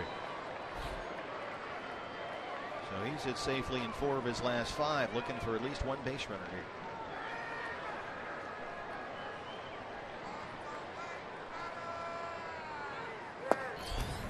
Another 97. Yeah, I was going to say another big arm out of that Dodger bullpen. Average fastball right just a tick short of 96 miles per hour. Also has a good straight changeup and will show a slider to the right-handed hitters from time to time. They are working without their closer, as we mentioned, Kenley Jansen. Very much a bullpen by committee back there for Don Mattingly. Libator is throwing now, the left-hander.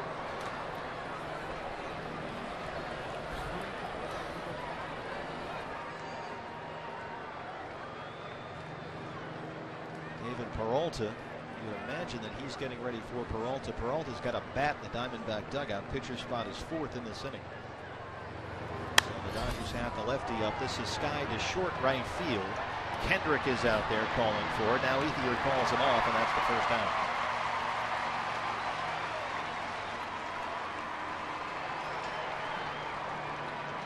Brings up Jordan Pacheco. Pacheco walked and scored in the 2nd. He's 0 for 2. Game 3 of the series tomorrow. Diamondback Live pregame show with Todd Walsh comes your way at 12:30 here on Fox Sports Arizona.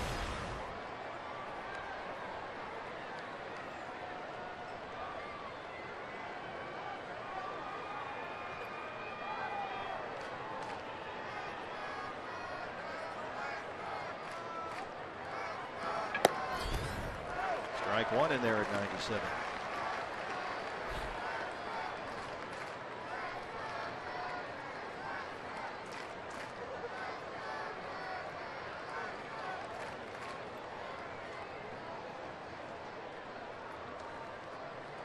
Peralta now putting on a batting helmet and coming up on the top step of the Diamondback dugout. So if they get a base runner, Peralta would get a chance here, but Pacheco's down 0-2.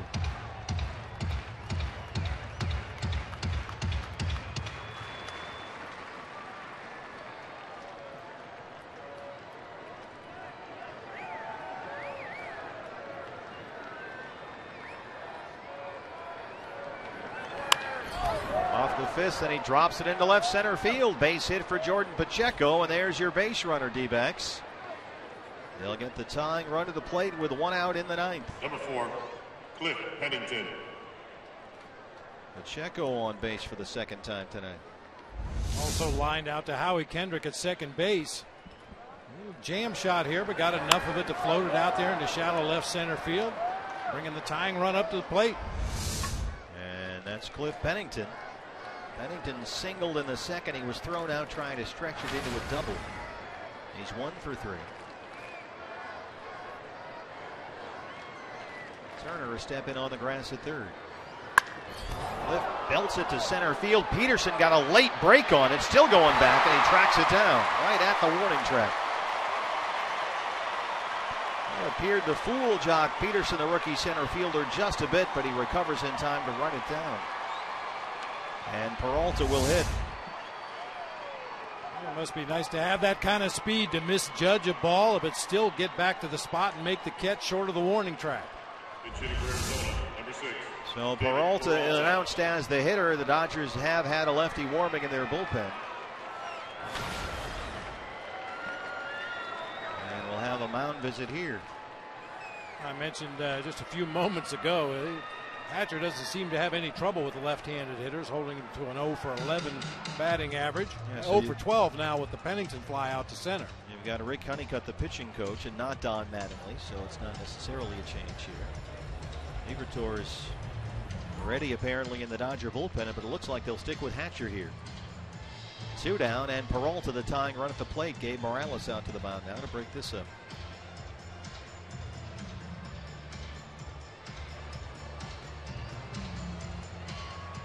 Peralta's hitting .234 on the year. He was 0 for 3 last night with a walk and a strikeout.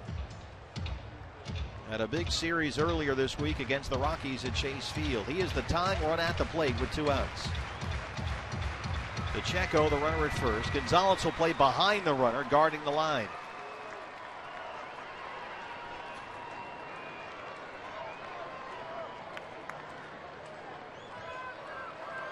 Pacheco takes off for the second base bag, and Peralta hits it up the middle, and it hits the runner.